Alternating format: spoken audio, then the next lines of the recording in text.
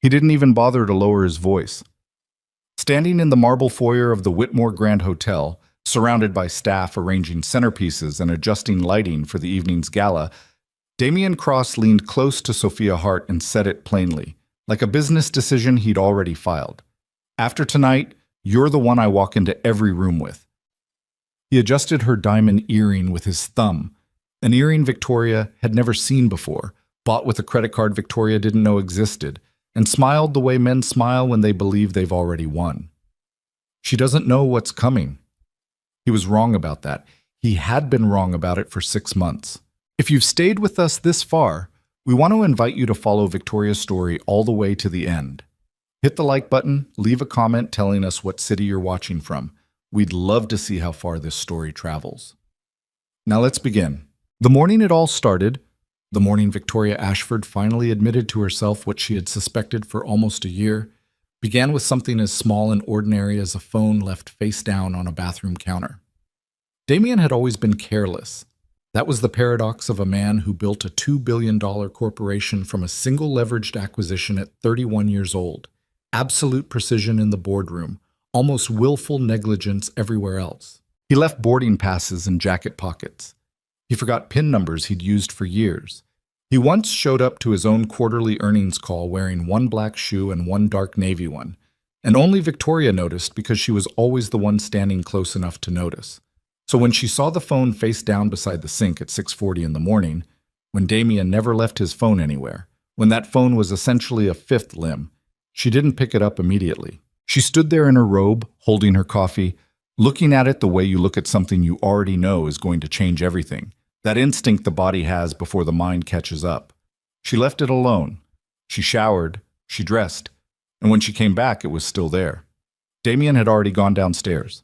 She could hear the low murmur of CNBC from the kitchen, the sound of his espresso machine, the particular silence of a man who had somewhere else he'd rather be. Victoria picked up the phone. She wasn't proud of what she did next. She knew the passcode, 6 digits, their wedding anniversary, which she'd always found either romantic or lazy depending on her mood, and she used it. The screen unlocked, and there it was, not buried in some hidden app or encrypted folder, but sitting right at the top of his messages like he'd simply forgotten to be careful. Tonight was perfect. Can't stop thinking about you. The timestamp was the previous evening. Damian had told her he'd been at a client dinner in Midtown with the Harrington Group. She had not questioned it. She rarely did anymore. Victoria set the phone back down, face down, exactly where she'd found it. Then she sat on the edge of the bed for a long time, still holding her coffee, watching the city come alive through the floor-to-ceiling windows of their Upper East Side penthouse. 48th floor, unobstructed view. A home that had taken 2 years to design and that featured in an architectural magazine the previous spring under the headline, "Power and Grace Above the Skyline." The journalist had asked Victoria what it felt like to live there. She'd said, like everything is in its place. She understood now how wrong she'd been. Bullshit. Victoria Ashford had not married Damian Cross because she was naive. That point needed to be made clearly, because in the months that followed, people would attempt to characterize her as a woman who hadn't seen it coming, who'd lived in a golden cage without examining the bars. That was not who she was. She had never been that woman. She had met Damian when they were both 28 years old at a financial conference in Chicago where she was presenting a paper on market consolidation strategies, and he was there looking for someone smart enough to tell him what he didn't know.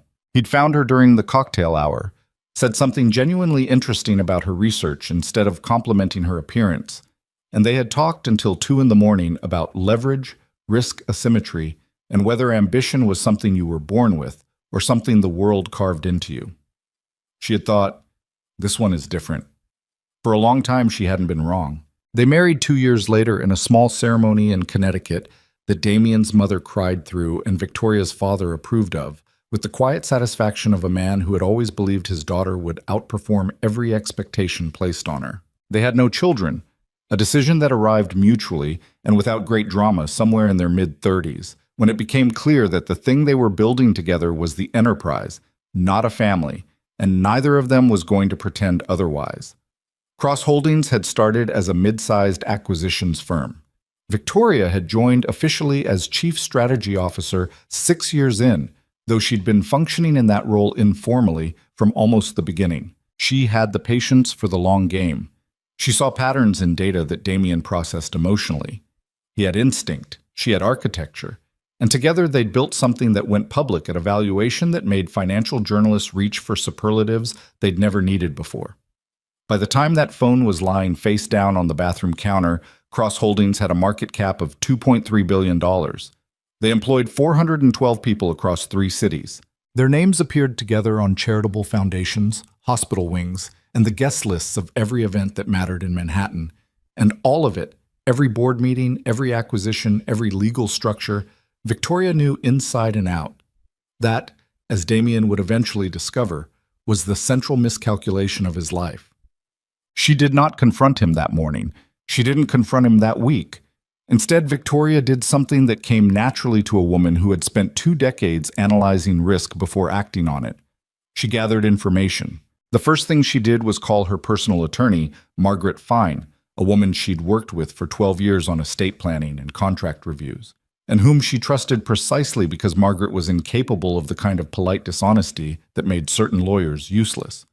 She told Margaret she needed a recommendation for a forensic financial consultant, someone quiet, competent, and outside her usual professional circle. Margaret gave her 2 names without asking any questions, which was one of the many reasons Victoria valued her. The second thing she did was hire a private investigator. Not the kind she found through Damien's network, she was careful about that, but a firm in Brooklyn that a colleague from her Columbia days had once mentioned in passing during a conversation Victoria had never expected to recall. She remembered it now. She called. She met with them in a coffee shop near Columbus Circle on a Tuesday afternoon, wearing a coat she hadn't worn in years, paying cash for her latte. The investigator's name was Gerald Park. He was 53, formerly NYPD, and he listened to her lay out what she knew with the particular stillness of a man who had heard versions of this story 1,000 times and had long since stopped being surprised by human behavior. "How long do you want us to work?" he asked. "Until I have everything," she said. He nodded once. "That might take a while." "I'm not in a hurry," Victoria said. "He doesn't know I know. He's not going to run." Park looked at her with what she later interpreted as professional respect. "Most people come in here and want to move in 48 hours, he said. "That's almost always a mistake." "I know," she said. "I've spent 20 years watching men make decisions under time pressure. The ones who slow down usually win." The woman's name was Sophia Hart. Victoria learned this within the first week, alongside a comprehensive picture that Gerald Park and his associate assembled with quiet, methodical efficiency. Sophia was 34 years old, 10 years younger than Damien, a senior marketing executive at a boutique luxury branding agency that Cross Holdings had contracted 18 months earlier for a rebranding campaign. She was originally from Atlanta, had an MBA from Georgetown, and by every professional measure was genuinely accomplished. Not some ambitious ingenue, but a woman who had built her own credibility and happened to make a very bad personal decision somewhere along the way. Victoria did not hate her immediately. That surprised her. She sat with the file Gerald gave her and looked at Sophia Hart's photograph. Professional headshot, confident smile, the kind of composure that comes from years of presenting to difficult clients, and felt something more complicated than anger. Felt something that almost bordered on understanding, which she found deeply inconvenient. What she felt without ambiguity was fury at Damien because Sophia Hart hadn't taken a vow. Sophia Hart hadn't stood in a room full of people they both loved and made a promise. Sophia Hart was, in the specific moral accounting Victoria was doing at her kitchen table on a Thursday evening while Damien was at yet another late client meeting, a secondary issue. The primary issue was the man who had looked at everything they had built together and decided it wasn't enough, or decided he was too important to be constrained by it. That was what kept Victoria awake at 2 a.m, not grief, but something colder and more clarifying. The recognition that Damien had not simply been unfaithful. He had been contemptuous. The ease of it, the casualness, the phone left face down on the counter. That wasn't a man wrestling with guilt. That was a man who had already decided the rules did not apply to him. She had married that man. She had built an empire with him. She had also, without ever quite intending to, made herself indispensable to every legal and financial structure that empire rested on. He had never fully reckoned with that. The financial investigation took longer, and what it uncovered was worse. Marcus Webb, the forensic accountant Margaret had recommended, was a compact, precise man who wore bow ties and spoke about numbers the way other people spoke about evidence at trial. Carefully, specifically, without room for interpretation. He spent 3 weeks reviewing documents that Victoria provided from her legitimate access to company financial systems, cross-referencing them with public filings and a network of private data sources she didn't ask too many questions about. He came to her apartment on a Saturday morning when Damien was at a golf weekend in the Hamptons, with Sophia, as it turned out, something Gerald's team had confirmed, and laid out what he found on her dining room table in a series of organized folders. "I need you to understand," Marcus said before opening anything, "that what I'm about to show you is not ambiguous. I want to say that because sometimes people in your position want it to be ambiguous. They're looking for an explanation. There isn't one." "Show me," she said. There were 3 separate channels of financial irregularity. The first was a series of discretionary expense accounts that had been used to fund, there was no other honest word for it, Sophia's lifestyle over the preceding year and a half. Hotels, dinners, a weekend in Monaco that appeared in the records as a marketing conference, a piece of jewelry categorized as a client gift that Gerald's team had photographed on Sophia's wrist in a restaurant in the West Village. The second was more serious. A consulting arrangement with a shell company in Delaware, structured to move money outside the standard oversight channels, paying out quarterly distributions to an entity that Marcus had traced, with some work, back to Damien through 2 layers of intermediary ownership. The amounts were not enormous by the standards of a company this size, just over $400,000 over 2 years. But the structure was deliberate. It was designed to be invisible. The third was the one that made Victoria set down her coffee and sit very still for a long moment. 18 months prior, at exactly the time the relationship with Sophia had apparently begun in earnest, Damien had engaged a private law firm to prepare documents restructuring the company's internal ownership framework. Not the public equity structure, the operational control architecture. Specifically, the provisions governing executive decision-making authority and board composition in the event of a material change in the principal shareholder's personal circumstances. In plain language, he had quietly begun preparing a legal framework that would, in the event of a divorce, position him to retain operational control of cross-holdings while limiting Victoria's ability to exercise her existing shareholder rights. He had been planning this for a year and a half, while she sat across from him at dinner and reviewed quarterly reports and signed her name to documents and believed that, with the kind of trust that accumulates over 2 decades and is almost impossible to see clearly from the inside, that they were partners. He didn't complete the restructuring, Marcus said, watching her face. The filings were never executed. It's possible he got nervous, or the legal complexity slowed things down. Or he was waiting for the right moment, Victoria said. Marcus nodded. That's the other possibility. Victoria folded her hands on the table. Outside, Manhattan moved in its relentless way, indifferent to the particular quiet in this room. "What would I need," she said slowly, "to acquire a controlling position in cross-holdings before any restructuring could be completed?" Marcus looked at her for a moment. "That's not really my area," he said.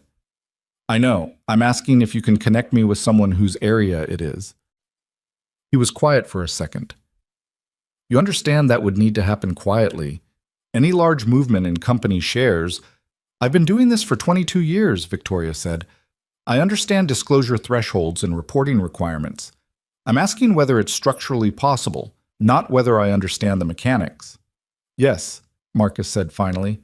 "It's structurally possible. Your existing position, combined with the right additional acquisitions through the right channels, could get you there. It would take careful timing." Victoria looked at the folders arranged on her table.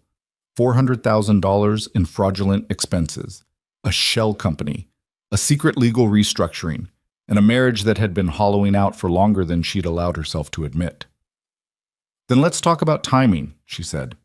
The Whitmore Charity Gala was an annual fixture, the kind of New York event that appeared in every social calendar and carried enormous symbolic weight in certain circles. Cross Holdings had been a presenting sponsor for 7 consecutive years. Damien sat on the organizing committee. Their names were engraved on the program. Victoria had attended every year. She had helped plan several of them.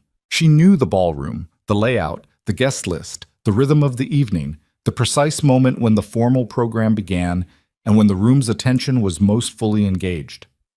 When she first heard, through Gerald's surveillance, 4 months before the event, that Damien was planning to bring Sophia to the gala as his companion, her initial reaction was not what she'd expected. She had expected rage or devastation. What she felt instead was something steadier and colder. She felt the calendar lock into place. He's going to use it, she told Margaret Fine 3 days later. He's going to use the gala to make some kind of public statement, whether that's just appearing with her or making an announcement about the company or filing divorce papers the same week to control the narrative. So I don't know exactly, but he's chosen that night deliberately. Margaret was quiet for a moment.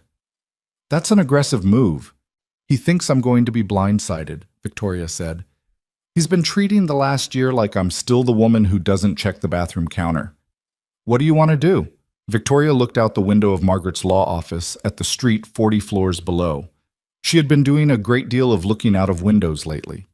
There was something clarifying about it. The distance, the smallness of things from above. I want to choose my own night, she said, and I want it to be that night. His night. Margaret set down her pen. Walk me through what you're thinking. The next 2 months were the most methodical of Victoria Ashford's life, and she had lived a methodical life. She began acquiring cross-holding shares through 2 intermediary investment vehicles that Margaret structured with the kind of precision that expensive legal talent makes possible. She stayed within reporting thresholds. She moved carefully. She was already the second largest individual shareholder. Damien held 51%, she held 22%, with the remainder distributed among institutional investors and key executives. And the incremental acquisitions she made over 6 weeks were small enough individually to avoid triggering any alerts. What she needed was a commitment from one of the company's major institutional holders to support a restructuring resolution, and that required a conversation she had been putting off for reasons that had more to do with pride than strategy. The person she needed to call was Edmund Hartley. Edmund was 71, a semi-retired private equity investor who held just under 9% of cross-holdings and who had, over 20 years of working alongside them, made no secret of his opinion that Victoria was the organizational mind behind the company's success, while Damien was the public face. He'd said it openly, in board meetings, in ways that Damien had always laughed off with the slightly forced ease of a man absorbing a truth he didn't want to examine. She called him on a Tuesday evening. He answered on the second ring. Victoria, he said, I was wondering when you'd call. She paused. Excuse me? I have eyes, my dear, he said, and his voice was tired and kind. And I've been watching this company for a long time. When a woman like you starts making certain kinds of inquiries through certain kinds of channels, I pay attention. He paused. I should have called you first. I'm sorry I didn't. Victoria sat down. She hadn't expected this. She had prepared for resistance, for negotiation, for the careful management of a man who would need to be convinced that his interests aligned with hers. She had not prepared for being met halfway. I need to know, she said carefully, whether your commitment to this company is to the name on the door or to what the company actually is. That question has an obvious answer, Edmund said. How can I help? The gala was 6 weeks out. Victoria moved through those weeks with a surface life that was almost completely unchanged. She and Damien ate dinner together 3 or 4 times a week, conversations about the company and the city and the small logistical facts of their shared household. She was good at this, good at the performance of normalcy. And looking back, she was not sure whether to feel proud of that or disturbed by it. Probably both. She noticed things she hadn't let herself notice before. The way he checked his phone under the table at dinner, angling the screen. The way he talked about the gala only in terms of what needed to be prepared on the corporate side, never mentioning that she'd typically helped coordinate the evening. The way he occasionally looked at her with something that she now understood was calculation, measuring how much she knew, concluding incorrectly that it was very little. She also noticed during those weeks that she was grieving. She didn't think she'd let herself do that until it was happening, quietly, without drama, in the early morning hours when she made coffee alone and watched the city and understood that she was mourning something that had been real once. The man she'd met at 28, who'd stayed up until 2 in the morning talking about ideas, who'd pulled her close after their first public company milestone and whispered, "We actually did this into her hair." That man had existed. She hadn't invented him. But he had also, somewhere along the way, become someone else. Or perhaps more accurately, become more fully the person he had always partly been. The person who believed his own success gave him a kind of license, who moved through the world with the specific entitlement of a man who had rarely experienced a consequence he couldn't manage. He was about to experience one. 3 days before the gala, Victoria made the last of her share acquisitions. When the transaction settled, she held, through direct ownership and the proxy commitment Edmund had formalized with Margaret's firm, 52.4% of Cross Holdings voting shares. She had never told Damien. That same day, she confirmed the attendance of Jonathan Carew, one of Manhattan's most prominent corporate litigators, as her personal guest at the Whitmore Gala. She had worked with Jonathan on 2 previous matters, and he was, among other qualities, a man who understood the value of being present at the right moment, with the right documents already prepared. She ordered a dress she had been thinking about for weeks. Deep burgundy, structured at the shoulder, the kind of thing that did not ask for attention so much as receive it as a matter of course. She had her hair done the morning of. She ate lunch alone at a small restaurant on Madison Avenue where the owner knew her and left her alone. She looked out the window at the street and thought about 22 years, about what it meant to build something, really build it, from the ground up, with your intelligence and your patience and the years of your life, about what it meant to have someone look at that shared thing and think they could simply take it. She thought about Damien's face when he'd said she doesn't know what's coming. She thought, "No, darling, that's you." At 7:15 in the evening, on the night of the Whitmore Grand Hotel annual charity gala, Damien Cross arrived at the hotel entrance with Sophia Hart on his arm. He was wearing a charcoal tuxedo. She was in emerald green. They looked, by any objective assessment, striking together. The photographers stationed outside caught several frames. Damien smiled for them. He was relaxed in the way that a man is relaxed when he believes the hardest part is already over. 14 minutes later, a car pulled up to the entrance. Victoria Ashford stepped out. She stood for a moment on the pavement, not for drama, she would say later, just because she needed a breath. And the photographers who were still there turned almost in unison, drawn by something they couldn't have articulated, the animal instinct for an entrance that matters. She was wearing burgundy. Her posture was perfect, not with the rigidity of effort, but with the ease of a woman who had stopped trying to make herself smaller in any room years ago. She was not performing confidence. She simply had it. She walked into the Whitmore Grand Hotel carrying, in the small clutch under her arm, a flash drive containing every document Marcus Webb and Margaret Fine had prepared over the preceding 4 months. She was greeted in the lobby by Jonathan Carew, who was already there with 2 of his associates, all of them dressed appropriately for a gala, none of them looking like what they were. "Everything in order?" she asked. "Everything," Jonathan said. "Good," said Victoria. She smoothed the front of her dress once. "Let's go in." Inside the grand ballroom, at the edge of the dance floor, Damien Cross had his arm around Sophia Hart's waist and was laughing at something one of his board members had said.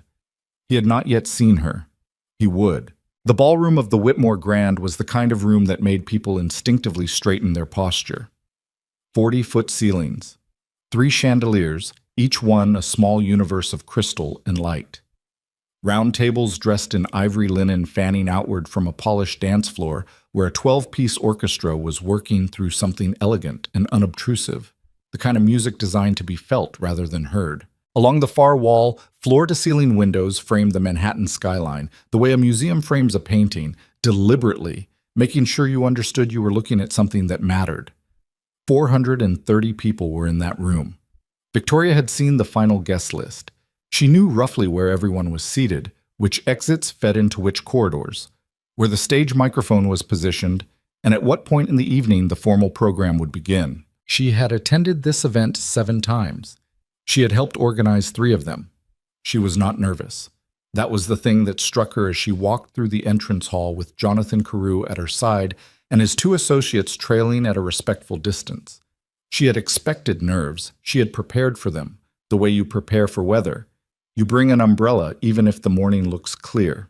But what she felt instead, moving through the warm noise of 400 people who did not yet know what this evening was going to become, was something closer to clarity. The kind that arrives after a long time of seeing things through glass. Damien was on the far side of the dance floor. She spotted him before he spotted her, which was intentional. She had timed her arrival for exactly this, entering while the room was at peak social noise, enough movement and conversation that a single arrival wouldn't immediately command attention. She needed a few minutes before that happened. He was standing with Sophia and two men Victoria recognized as board members, Richard Holt and James Price, both of whom had worked with Cross Holdings for over a decade. Both of whom were, as of 48 hours ago, no longer aligned with Damien's position in the way he believed they were. Edmund Hartley had been thorough in his conversations. That was something Victoria would appreciate for a long time afterward. Sophia Hart in person was exactly what the photographs had suggested. Composed, well-dressed, the emerald gown working in her favor against the room's warm light. She was laughing at something Damien had said, her hand resting lightly on his arm, and there was something in the gesture that was both practiced and genuinely at ease. A woman who had been doing this long enough that the performance had become, at least partially, real. Victoria watched for perhaps 4 seconds. Long enough to register what she was seeing, not long enough to feel it the way she would have felt it 6 months ago. Then she turned her attention to Jonathan. "I'm going to move through the room," she said quietly. "Give me 20 minutes. "We'll be here," Jonathan said. She handed him the clutch. He took it without ceremony. Inside was the flash drive, and inside the flash drive was the architecture of the evening to come. The first person Victoria spoke to was Miriam Langley, who was 72, a former federal judge turned philanthropist, and the kind of woman who had been reading rooms for 50 years and could not be made to feel anything other than what she actually felt. Miriam was also the Gala's honorary chair, which meant she had access to the stage and the evening's program in ways that would shortly matter. "Victoria," Miriam said, and then looked at her with the evaluating steadiness of someone who noticed things. "You look different tonight." "Do I?" "Less like you're attending," Miriam said, "and more like you're here for a reason." Victoria smiled. She had always liked Miriam. "I need to ask you something," she said, and leaned in slightly. "And I need you to hear me out before you answer." Miriam's expression settled into something attentive. "All right," she said. What Victoria asked took about 90 seconds. When she finished, Miriam was quiet for a moment, one hand turning the stem of her champagne glass slowly. "You understand," Miriam said carefully, "that this room is full of people who are going to remember tonight for a long time." "Yes," Victoria said. "That's the point." Miriam looked at her for another moment. Then something shifted behind her eyes. Not quite approval, but the recognition of one woman who had maneuvered through a world built by and for other people toward another who was doing the same. "After the third program segment," Miriam said, "that's when I'll introduce you." "Thank you, Miriam." "Don't thank me yet," Miriam said, a dry edge to her voice. "This is either brilliant or a complete catastrophe, and I genuinely cannot tell which." "Neither can I," Victoria admitted, and that, she realized, was the most honest thing she'd said all week.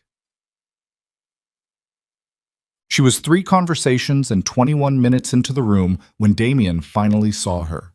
She was standing near the bar, speaking with the CFO of a foundation they'd partnered with, and she felt the shift in the room's energy before she looked up, the slight change in the ambient social current that happens when something unexpected occurs and the people nearest to it register it before they understand it.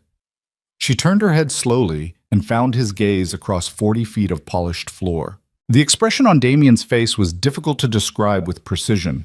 It moved through several things in rapid succession: recognition, recalibration, something that might have been a flash of guilt if the guilt hadn't been so quickly absorbed by the mechanism that men like him developed over years of getting away with things.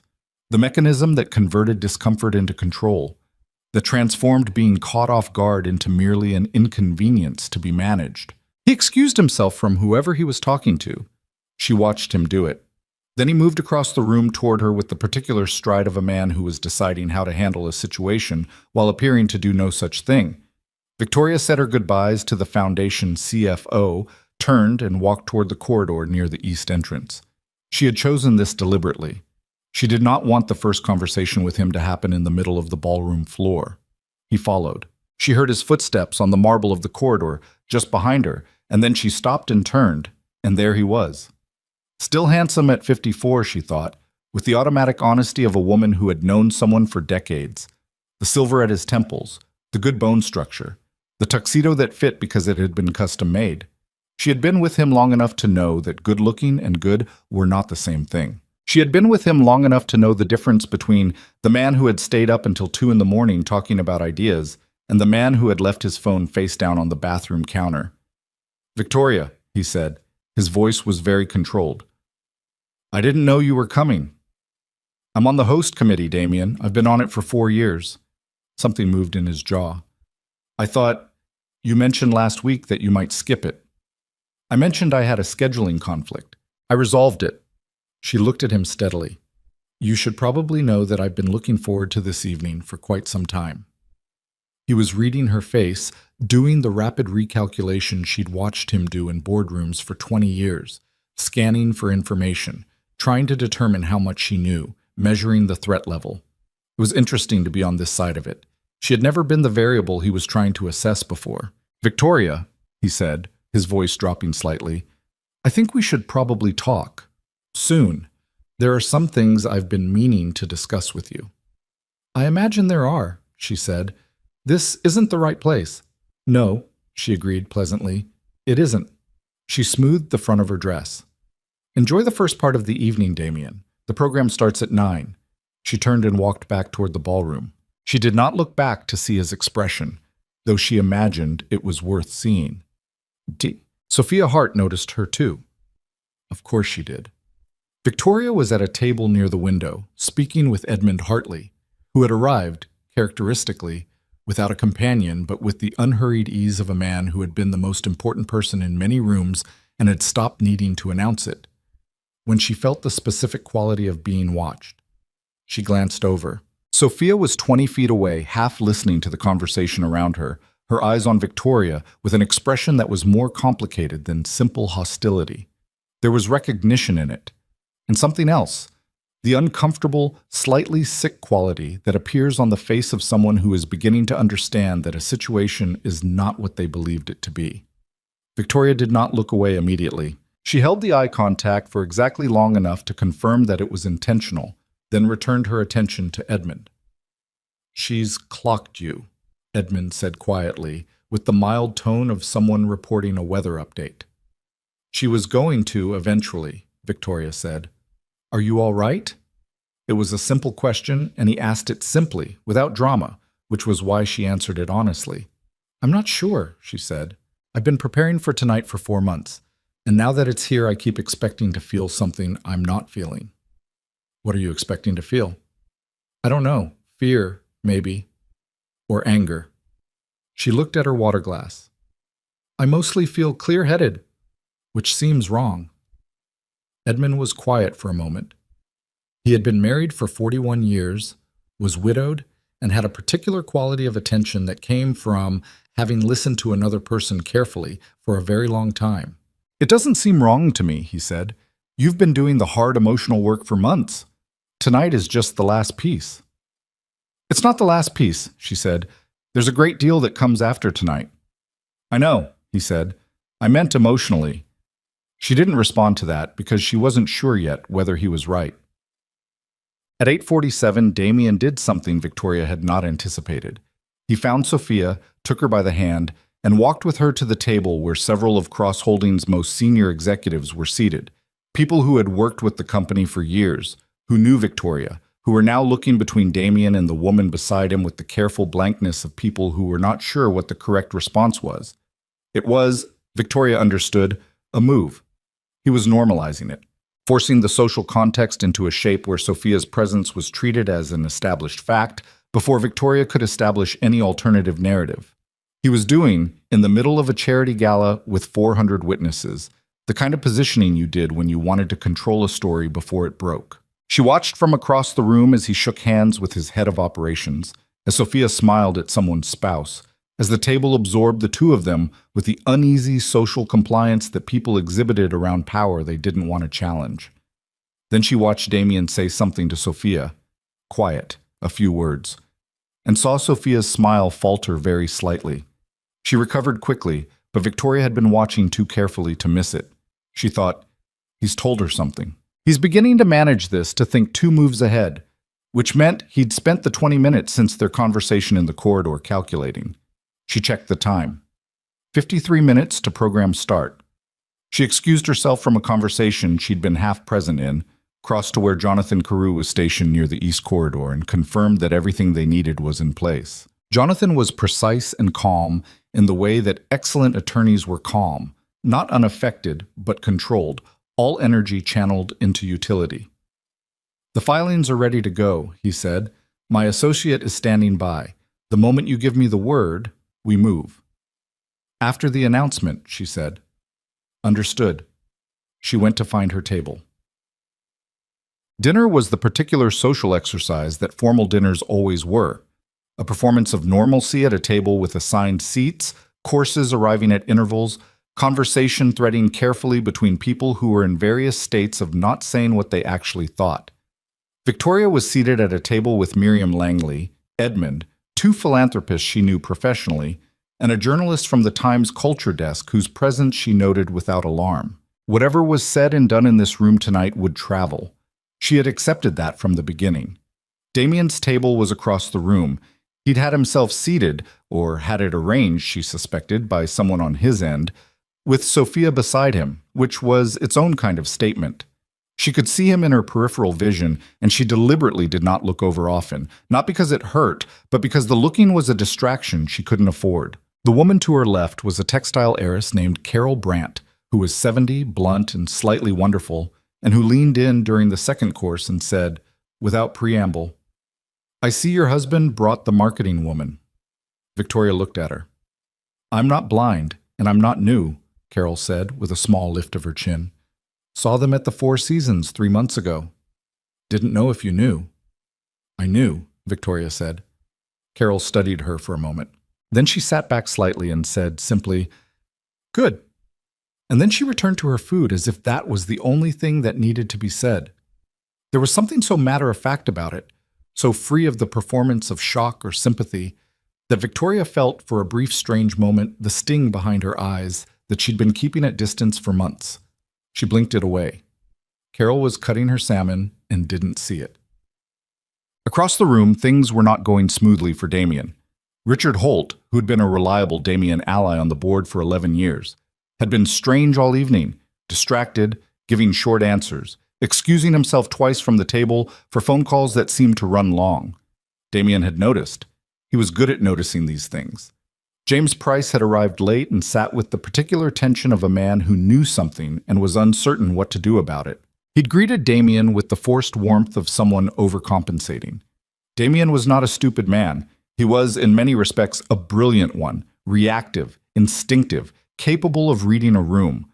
What he had never been was patient, and patience was what this situation had required. Victoria had been patient. He had not. And as the dinner service moved toward its end, and the lights on the stage brightened slightly, and Miriam Langley consulted with the event coordinator in the way she always did before the program began, Damien felt a low warning hum that he didn't fully understand but couldn't ignore. He leaned close to Sophia. Something's off tonight, he said. She looked at him. What do you mean? Holt's been strange. Price is acting like he's at a funeral. He glanced across the room.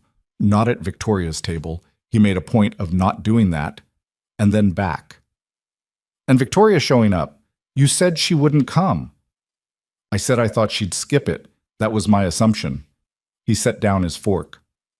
She doesn't look. He stopped. Doesn't look what? Sophia said. He chose his words carefully. She doesn't look surprised. To see us. Sophia went still beside him. There was a beat of silence between them that had the quality of 2 people arriving simultaneously at the edge of the same cliff. Damien, Sophia said, and her voice was quieter now. How certain were you that she didn't know? He didn't answer immediately, which was, in itself, an answer. At 9:03, Miriam Langley took the stage. The room settled in the way ballrooms settle when a program begins. Conversations trailing off, chairs adjusting slightly, phones disappearing into pockets and evening bags. Miriam was a commanding presence at a podium, with the easy authority of a woman who had presided over federal courtrooms for 22 years and found charity galas relatively unchallenging by comparison. She worked through the evening's first segment smoothly. A welcome, a brief presentation about the Foundation's annual giving figures, a video tribute to 3 community recipients. The room responded with appropriate warmth. People applauded. Someone near the back table wiped their eyes. Victoria watched and waited. Between the second and third segments, during a brief musical interlude, she felt Damien's eyes on her from across the room. She looked over. He was watching her with the expression of a man trying to read a document in a language he mostly, but not completely understood. She met his gaze for a moment, then turned back to the stage. Then his phone was in his hand, and she saw his face change. She didn't know what he was reading, though she had a specific suspicion, confirmed a moment later when Jonathan Carew, stationed near the East Corridor, gave her a barely perceptible nod. Edmund's proxy commitment to her share restructuring had been formally filed with the company's legal records 4 minutes ago. A notification would have gone automatically to all major shareholders via the shareholder communication system. Damien was reading it now. She watched him read it, watched him set the phone down, very carefully, watched him look at it again, watched the thing behind his eyes shift from calculation into something raw and less controlled. Sophia leaned in, asked him something low and quiet. He didn't answer her. He looked up, found Victoria across the room, and the expression on his face was no longer the managed expression of a man in a room he believed he controlled. It was the expression of a man who had just understood that the floor had been moving the whole time, and he was only now feeling it. Victoria held his gaze for 3 seconds. Then she picked up her water glass, took a calm sip, and looked back at the stage. The orchestra was playing something with strings, low and warm, filling the enormous room. 400 people were present, settled, attentive. The evening's third program segment was about to begin. At its conclusion, Miriam Langley would return to the podium. She would make a brief introduction, departing from the printed program. She would invite to the stage a woman who had been a foundational part of this gala and this community for over a decade, who had a statement to make to the room. But that was still 8 minutes away. For 8 minutes, Damien Cross sat in his chair at a table full of people and felt the solid certainty of a world he had constructed. A world in which he was the one who made decisions, controlled outcomes, and moved first, begin to loosen at every seam at once. He kept his face composed. He was practiced at that. But Sophia watched him from the side and could see the effort it was costing, the way his jaw had locked, the way his right hand on the table was very slightly not still. She thought about what he'd said to her in the foyer 4 hours ago. She doesn't know what's coming. She thought, I should have asked how certain he was. She put her napkin in her lap and looked at the stage and felt, under the beautiful chandelier light in the most prestigious ballroom in Midtown Manhattan, the first cold edge of what was about to arrive. Victoria had excused herself from the table during the musical interlude and moved to the corridor where she had 4 minutes alone before she needed to be at the stage entrance. She stood near the window at the end of the hallway, looking out at the city below. The lights, the movement, the indifferent magnificence of a place that had swallowed bigger dramas than this and would swallow more. She thought about the morning with the phone on the counter. She thought about Marcus Webb's folders on her dining room table. She thought about calling Margaret from a coffee shop, paying cash, looking over her shoulder not from fear but from the first clear-eyed understanding that she was beginning something that couldn't be undone. She thought about Damien at 28, interesting and sharp and genuinely worth staying up late for. She allowed herself that thought. She didn't push it away. It was true, and it was also true that the man across the ballroom was not that man anymore, or was that man plus 2 decades of unchecked choices, which amounted to something different. People were not simple. She had spent enough years with one person to know that they contained everything. The late-night conversations and the phone left face down on the counter, the genuine partnership and the shell company in Delaware, the man who once looked at her like she was the most interesting person he'd ever encountered, and the man who had whispered to another woman that his wife didn't know what was coming. All of that was real. All of it was him. And all of it was why she was standing in a corridor in a burgundy dress on the night everything changed. Her phone buzzed. A text from Jonathan. "Ready when you are." She put the phone away. She straightened her postures up, not with effort, just returning to herself, and turned toward the stage entrance at the far end of the corridor. The musical interlude was ending. She could hear the orchestra pulling the last notes together, the room settling into applause. She walked the length of the corridor at a pace that was neither hurried nor slow. She was not performing calm. She simply was, at this moment, as calm as she'd ever been in her adult life, which was its own kind of strange thing. The quiet that arrived, without warning, exactly where she expected chaos. The stage door was ahead of her. One of Miriam's event staff held it open, professional and neutral, giving nothing away. From the ballroom, she heard Miriam's voice at the microphone, departing from the printed program with the ease of a woman accustomed to presiding. "Before we move to our final presentation of the evening," Miriam said, "I'd like to introduce someone who many of you know, a woman who has been a cornerstone of this foundation and of this city's business community for more than 2 decades. She has asked for a few minutes of your time tonight. She tells me she has something she'd like to share with this room." A pause. The microphone held its breath. "Please welcome Victoria Ashford." 400 people applauded. Victoria walked through the stage door and into the light, and the applause was warm and genuine. The sound of a room greeting someone it recognized, someone whose presence here made sense, someone who belonged. She took the microphone. She looked out at the room.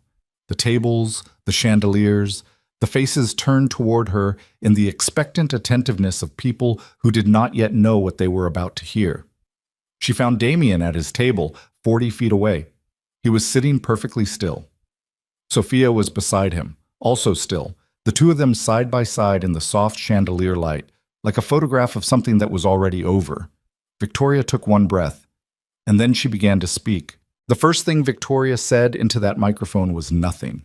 She stood there for perhaps 4 seconds, long enough that the room's warm applause faded naturally into a curious, waiting silence. And she simply looked. Not at Damien, not at Sophia. She looked at the room itself, at the 400 faces angled toward her under 3 chandeliers, and she allowed herself to be seen in return. It was not theater. It was something more honest than theater. A woman taking a moment to be fully present before she said the most consequential words of her adult life. Then she spoke. "Thank you, Miriam," she said, and her voice was steady in the way that voices are steady when the emotion behind them has been processed so thoroughly it no longer threatens the surface. "And thank you all for being here tonight. Many of you I've known for years. Some of you I've worked with. Some of you I've considered friends. That matters to me, and it's one of the reasons I wanted to speak here, in this room, rather than anywhere else." A pause. The room was very quiet now. 400 people were doing the thing that humans instinctively do when they sense that something is not a normal speech. They were leaning almost imperceptibly forward, something in the body registering a shift in register before the mind understood why. "I'm going to depart from what you might expect from a gala announcement," Victoria said. "I hope you'll bear with me." She looked down at the podium for a moment. There were no notes. She had not written anything down. She had prepared for this the way you prepare for something you've been thinking about every day for 4 months. Not by scripting it, but by living with it until the words were simply part of you. 22 years ago, she said, I helped build a company. Many of you have watched that happen. Some of you invested in it, partnered with it, competed against it. A small sound moved through the room. Recognition. The low murmur of 400 people understanding which company she meant. What I want to say tonight is something I haven't said publicly in all that time. I built a great deal of what Cross Holdings became. Not alone. Nothing like that is ever built alone. But the strategy, the legal architecture, the financial frameworks, the acquisition logic, that was mine as much as anyone's. More than anyone's, in many instances. Another pause.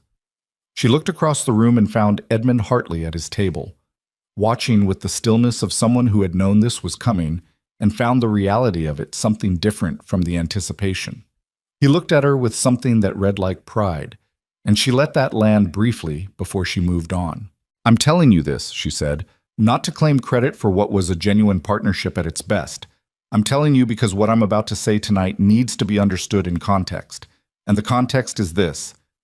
I know that company. Every contract, every structure, every financial arrangement. I know it the way you know something you built with your own hands. From across the room, 40 feet, 24 tables, the entire width of the dance floor between them, she felt Damien. She could not see his expression clearly at this distance, but she could feel the quality of his stillness, which had shifted from the controlled stillness of a man managing a situation to something else entirely. Something involuntary. She turned her gaze directly toward his table. She did not perform this. She simply stopped avoiding it. Damien, she said. She said it into the microphone. She said it to a room of 400 people in the way you say a name when you're not trying to wound with it, but simply need it to be heard. I want you to know that what I'm about to share here tonight, I considered doing privately. I had that conversation with myself many times over the last 4 months. The room held its breath. I decided against it, she said, because what happened was not private. The choices you made affected this company's shareholders, its employees, and the financial structures that people in this room have trusted for a long time. That made it not entirely mine to keep quiet. She had thought carefully about how much to say. That had been one of the hardest calibrations of the entire 4-month process. The difference between what was necessary and what was merely satisfying. Victoria had not come to the Whitmore to punish. She had come to establish fact, to protect what she had built, and to stand in a room full of people who needed to hear the truth from her directly, rather than through the distorted filter of Damien's version of events, which she knew was already being prepared. So she was precise. She was not cruel. She did not name Sophia Hart from the stage. That was a decision she'd made early and held to, because Sophia was not the central issue, and publicly shaming a woman who was not the architect of this situation served no legitimate purpose.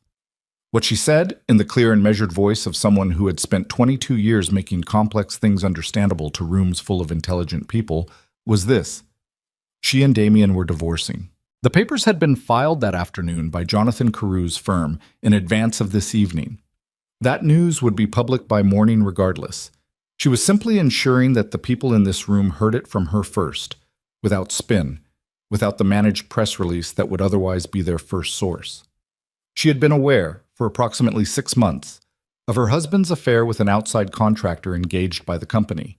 She had also, over the preceding 4 months, engaged in a forensic review of Cross Holdings' financial records, the results of which had been provided to the company's legal counsel and to the relevant regulatory authorities. The review had identified a pattern of discretionary expenditure used for personal purposes and improperly categorized in the company's accounts, along with a shell company arrangement involving approximately $400,000 in distributions structured to avoid standard oversight.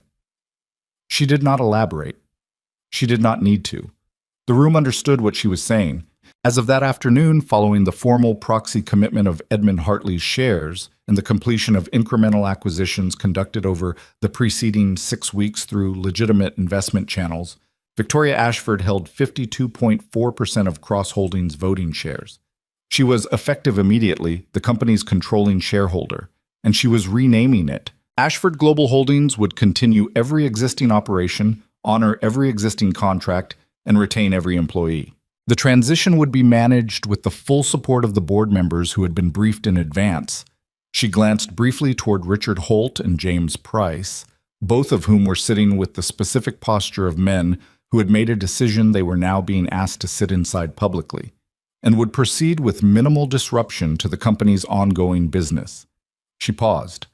The room was so quiet that the air itself seemed to have substance.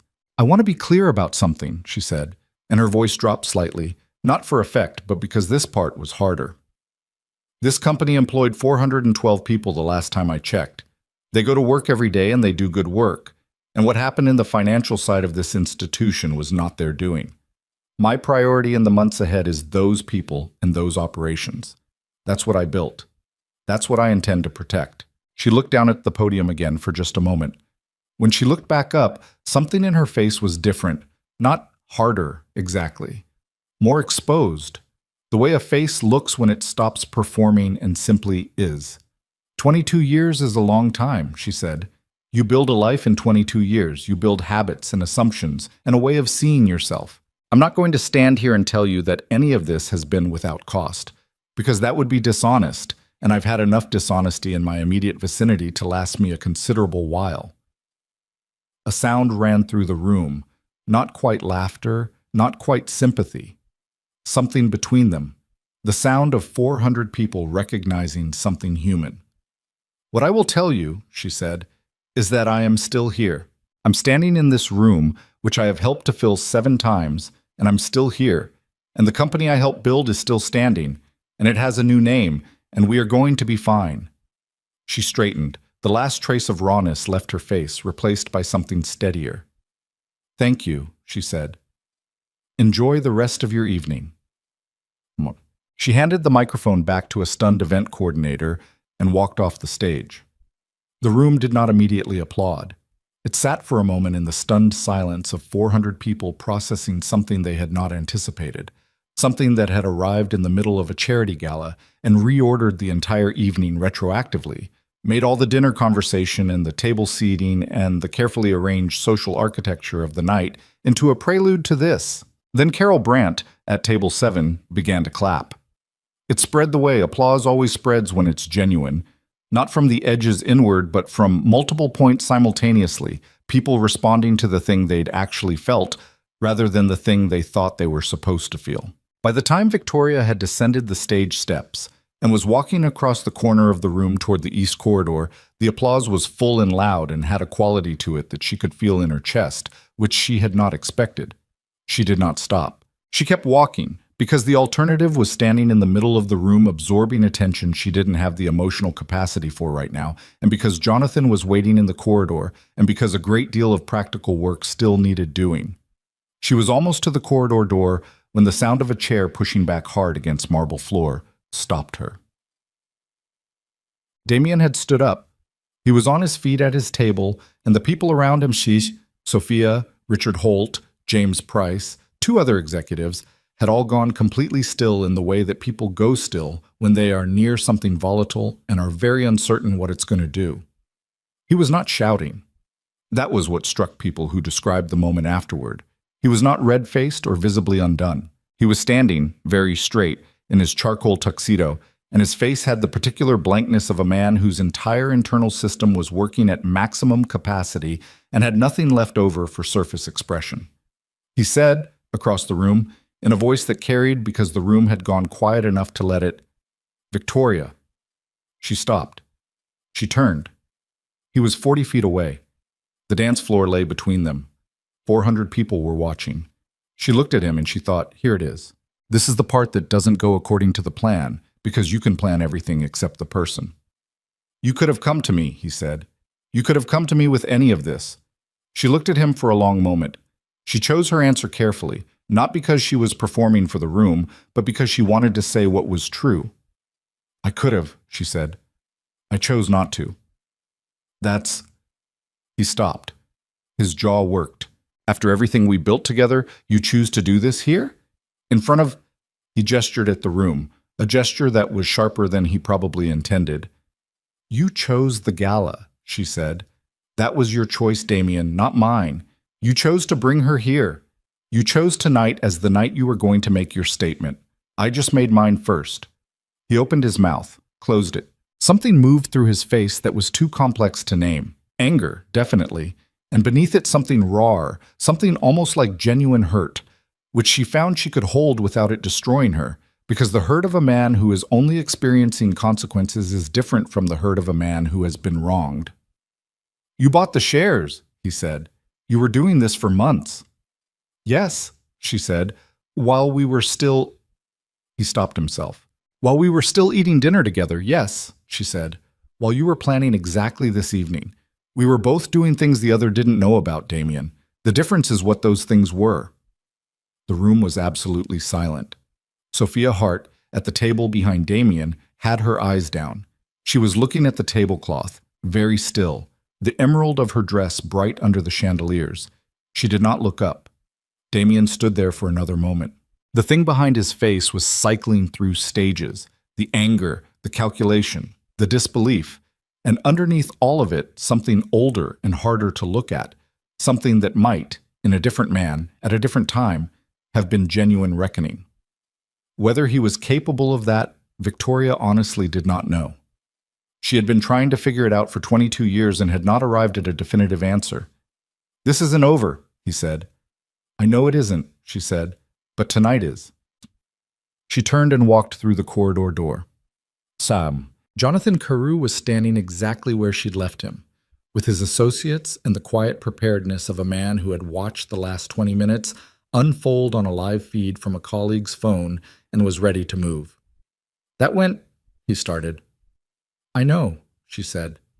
She leaned against the wall for a moment, just one moment, and let the weight of the previous 20 minutes land on her. Her hands were not shaking. She was slightly surprised by that. "What do we need to do right now?"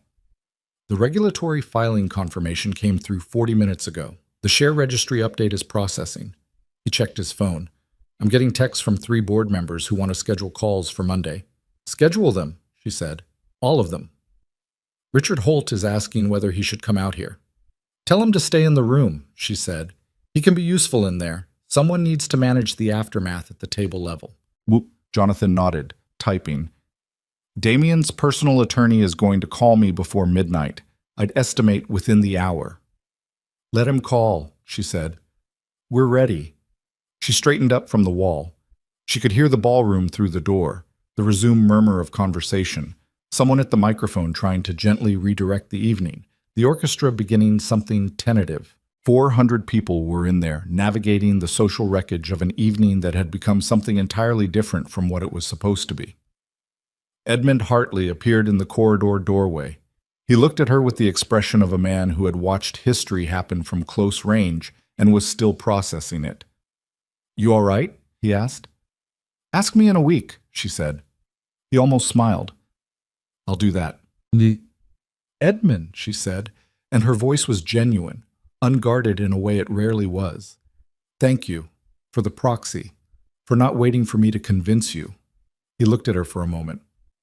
"You built that company," he said simply. "I've known it for 15 years. What happened tonight was 15 years overdue." He paused. "Go sit down somewhere. Drink something. The legal work will still be there tomorrow." "I know," she said. He went back through the door. She stood in the corridor alone for a minute, maybe 2, in the quiet that sat between one thing ending and another beginning. The sounds of the city were faint through the building's walls.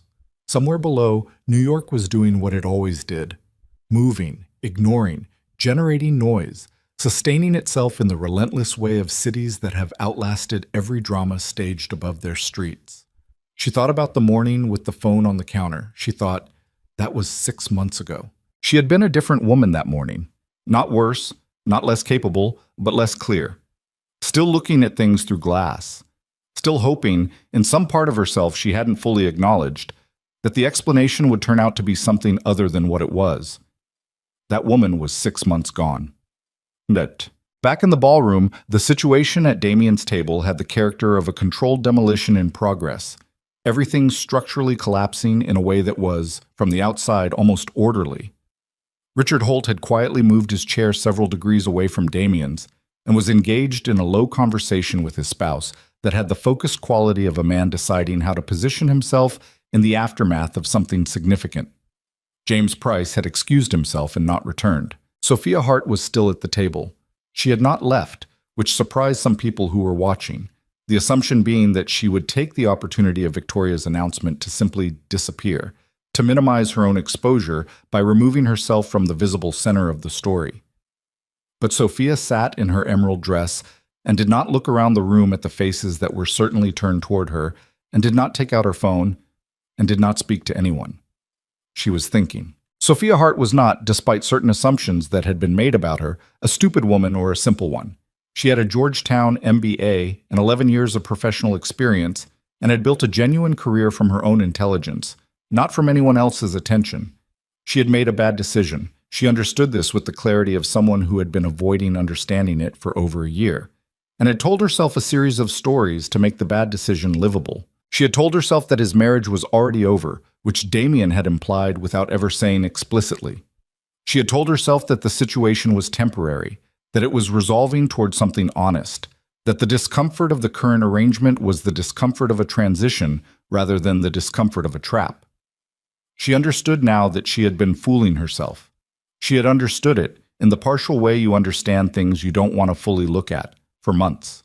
But there was a difference between understanding something at the edges of your awareness and having a woman stand at a microphone in front of 400 people and make the private geometry of your choices entirely public. Damien was beside her. He was on his phone, typing rapidly, and his face had closed in the way that faces close when a person shifts from emotional response into crisis management mode. She had seen this in him before, the shuddering, the rapid pivot to tactical thinking. It was, in professional contexts, one of the things that made him effective. In this context, sitting beside her at a table in the middle of a room full of people who were watching them both, it felt like being sat next to a machine that had been reprogrammed. "We need to leave," he said, without looking at her. "You can leave," she said. He looked up. "What?" "I said you can leave," she repeated, and her voice was steady in a way that surprised her. "I'm not leaving with you." He looked at her for a moment with the expression of a man encountering an unexpected obstacle, a look she recognized now with a specificity she hadn't had before this evening, the look of a man for whom other people were primarily variables in his own equation. "Sophia, don't," she said. "Not tonight." He held her gaze for another moment. Then his phone buzzed and he looked at it, and the small muscle in his jaw moved. "We'll talk tomorrow," he said. "Yes," she said, "we will." He stood, straightened his jacket with the single precise movement of a man who had been composing himself in public his entire adult life, and walked toward the exit without looking at anyone. A few heads turned. Most people looked away with the particular courtesy that New Yorkers extended to the spectacularly humiliated, which was to spare them the indignity of being watched leaving. Sophia watched him go. She sat alone at the table. The others had drifted away with the social erosion that follows a scene. And she sat with the strange, hollow feeling of a woman who had just watched the story she'd been living inside collapse in real time, and was now in the first strange moments of having to figure out what the actual story was. Victoria had returned to the ballroom, not to the center of it, but to a small table near the east wall where Edmund had brought her a glass of water and the unsentimental companionship of someone who was not going to ask her how she felt. Several people approached her over the following hour. Some wanted to express support, which she received with genuine warmth and very few words, because the words were mostly not adequate to the weight of the moment, and she didn't want to diminish what people were offering by filling the space with noise. Carol Brandt came over and said nothing at all, just squeezed her hand once and went back to her own table, which Victoria thought was possibly the most perfectly calibrated response of the evening. Miriam Langley found her around 10:15, after the formal program had concluded, and the room had shifted into the later, looser social register of a party moving past its structured portion. "You'll be in every newspaper in the city tomorrow morning," Miriam said. She sat down uninvited with the ease of someone who'd been sitting down uninvited for 72 years. "I hope you're prepared for that." "I am," Victoria said. "The regulatory piece is the part that will have legs," Miriam said. "The affair's gossip. The financial irregularities are a story." "I know," Victoria said. "That was partly the point. The affair doesn't change the company's position with its clients. The financial misconduct needed to be on the record." Miriam looked at her steadily. "You're handling this very well," she said, and then added with the slight edge she had, "For now." "For now," Victoria agreed. "It's going to get harder," Miriam said. "Not the legal part. The part where you wake up in that apartment and he's just gone. Not because you miss him. You might not, or at least not the him that he actually is. But 22 years is a shape. It's a shape you've lived inside. When it's gone, there's just..." She stopped. "Just space," Victoria said. "Yes," Miriam said.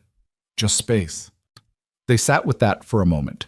Two women at a table near the wall, the party moving around them, the chandeliers still blazing above. "I suppose I'll learn what to do with space," Victoria said.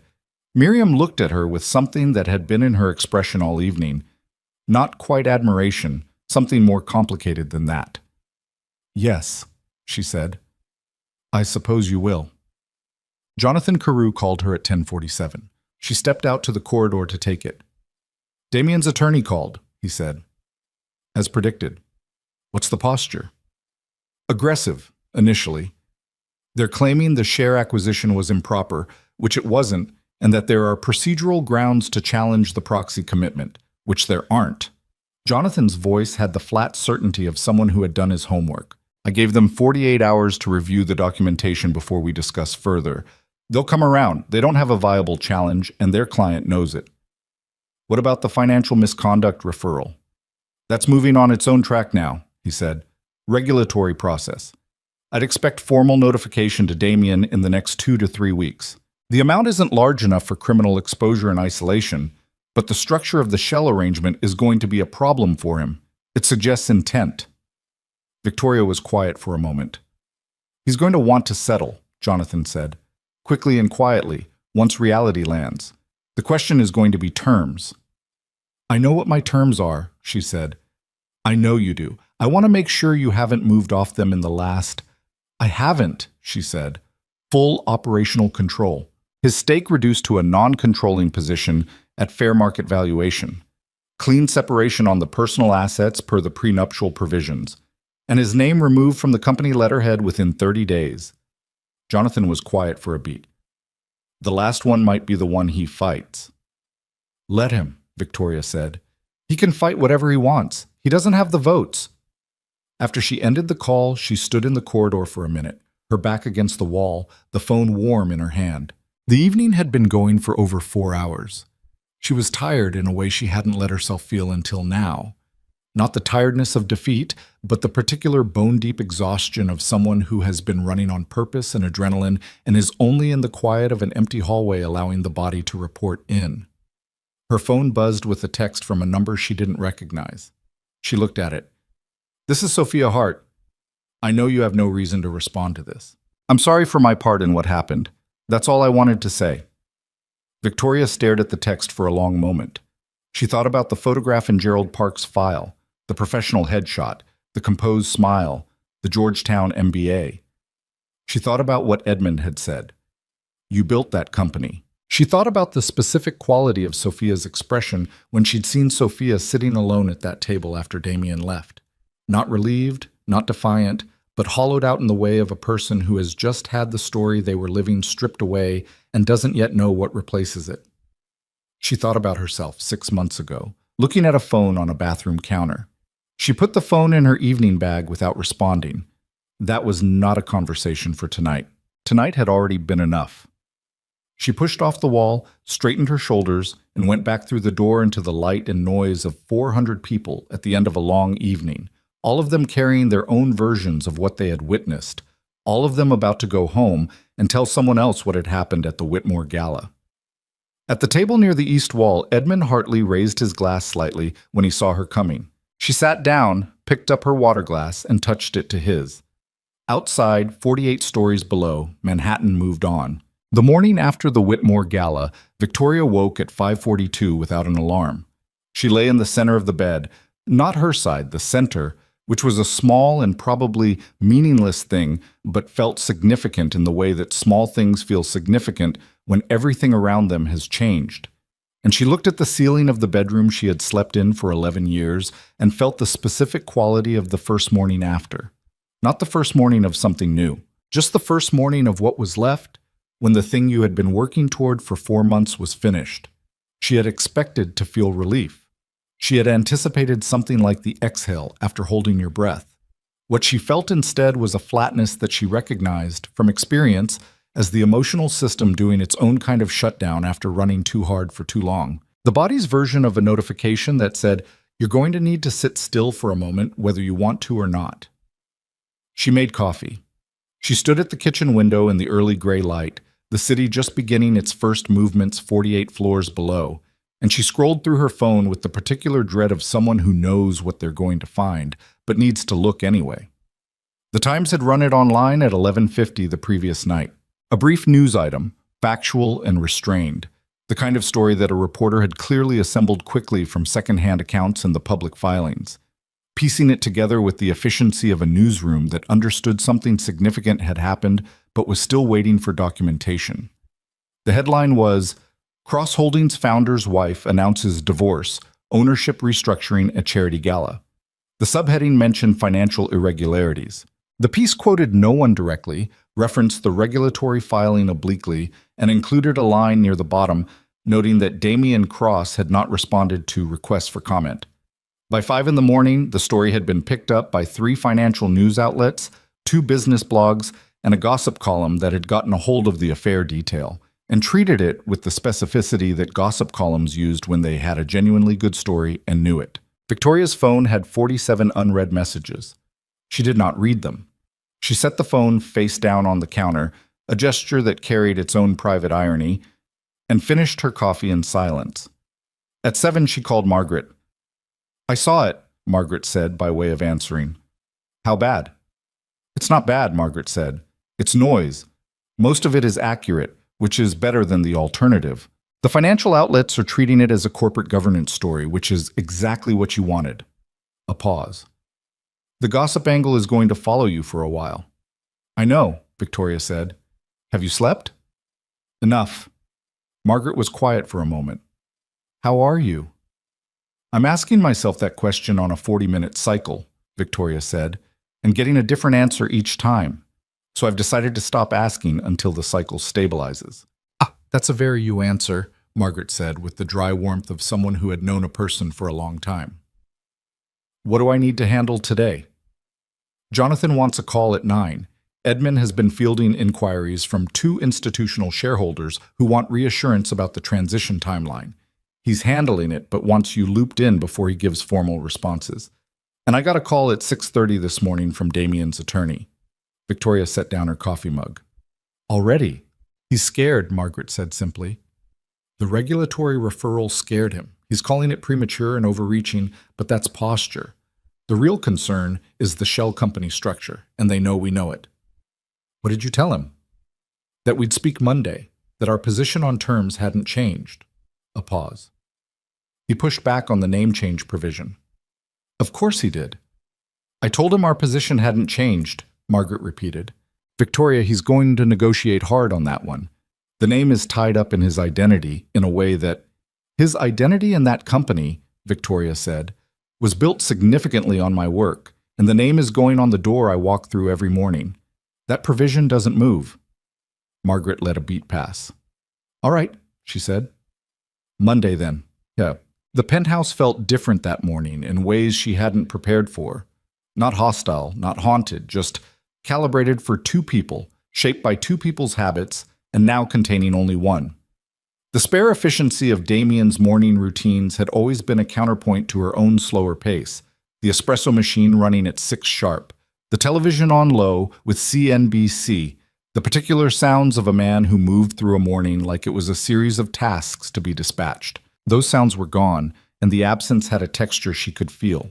She had known intellectually that this was coming. She had prepared for it in the way you prepare for things you can anticipate but not fully experience in advance. What she had not prepared for was the specific quality of morning quiet in the 48th floor apartment of a building she had chosen with someone else, decorated with someone else, lived inside as part of a unit of 2 for over a decade. She had also not prepared for the drawer. She found it by accident around 8 o'clock, looking for a pen. 3rd drawer in the kitchen desk, the drawer where they'd always kept miscellaneous items, the category of household objects that didn't belong anywhere specific. She opened it, and there was the ordinary accumulation of a shared life. Takeout menus from restaurants they hadn't been to in years. A birthday card she'd given him that he'd apparently saved. A photograph from some industry event in 2019 where they were both laughing at something outside the frame. She didn't know what. She couldn't remember. She stood at the desk for a long time, holding the photograph, looking at the 2 of them in mid-laugh, whatever it was still funny, the camera having caught them in a genuine moment rather than a posed one. She put it back in the drawer. She closed it. She stood there another moment, her hand flat on the desk, and she let herself feel the weight of it. Not the weight of the Gala, not the weight of the regulatory filing or the share acquisition or the 12 months of methodical preparation. The weight of the other thing, the simpler, heavier thing, the thing that had no legal solution and no strategy. 22 years. Not all of it had been a lie. Most of it hadn't been. That was the part that didn't resolve cleanly, the part that no Gala speech could address, the part that would require not 4 months but probably 4 years to fully process. The task of untangling what had been real from what had been the story she'd told herself in order to sustain the real. She found her pen in the second drawer. She went back to her desk. She had work to do.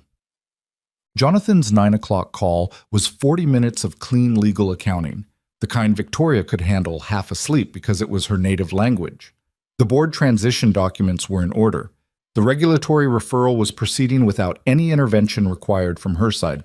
2 of the 3 executives who had been aligned with Damien's operation had already reached out through their own attorneys to discuss their positions under the new structure, which Jonathan characterized accurately as people reading the wind.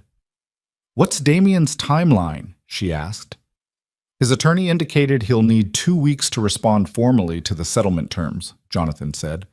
"I think that's negotiating time, not genuine process time.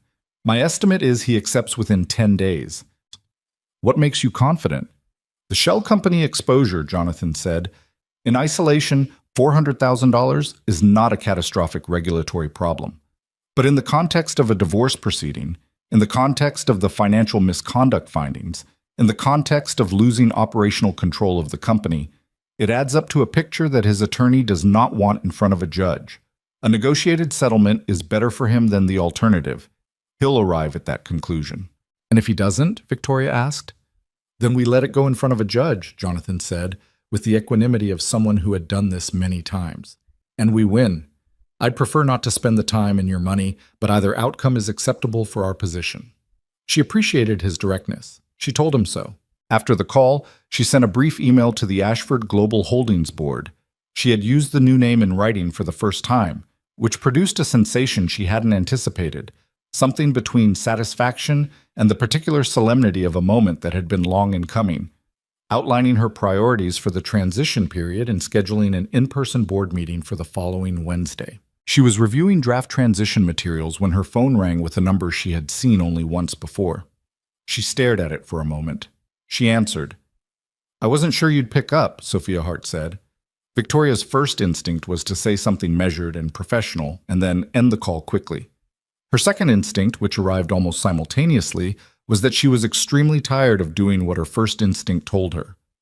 "I almost didn't," she said. "What do you need, Sophia?" A pause on the other end. "I'm calling because I want to cooperate with the regulatory investigation. Formally, as a witness." Victoria sat back. She hadn't expected that.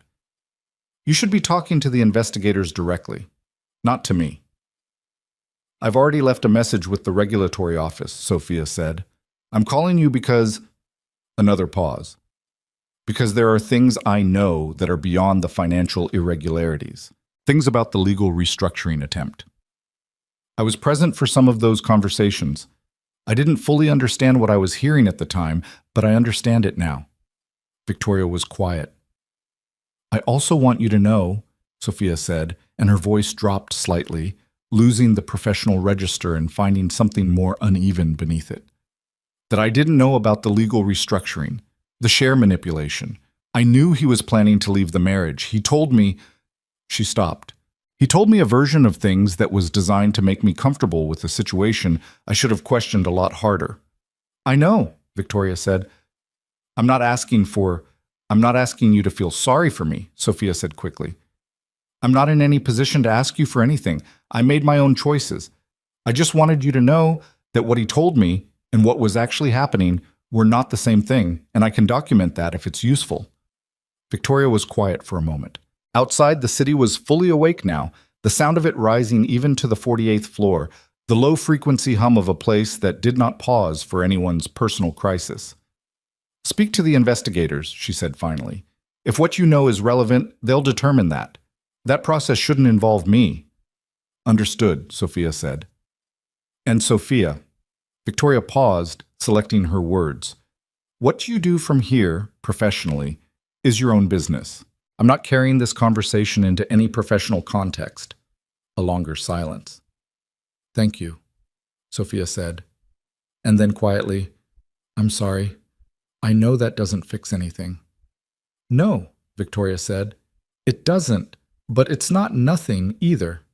She ended the call. She sat for a moment looking at the phone, then she put it down and went back to work. The days that followed the gala had a relentlessness to them that Victoria hadn't quite anticipated. Not the legal relentlessness. She had prepared for that, knew its rhythm, understood how to navigate it. The relentlessness of being, suddenly and publicly, a story. The Times piece had been picked up nationally by the second day. By the third day, her name was appearing in op-eds, mostly admiring, a few skeptical, one genuinely critical piece in a business publication that questioned whether the public setting of her announcement had been necessary or whether it had been, as the writer put it, theatrical in a way that served Victoria Ashford's narrative more than it served any legitimate corporate governance purpose. She read that one twice. She didn't fully agree with it, but she didn't fully dismiss it either. The question of what was necessary and what was theater was one she had asked herself during the planning, and she was not certain she had arrived at a clean answer. She received, in the week following the gala, 412 emails. She did not count them deliberately.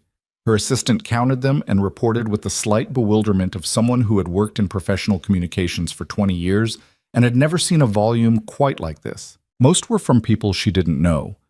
Women, primarily. Many of them older. Many of them writing in the careful language of people who had lived inside their own versions of a similar experience and were using her name as a way of saying something they had not been able to say for themselves. Those emails she did not respond to individually, which cost her something, because the impulse to respond was genuine. But there were 412 of them, and she was running a company.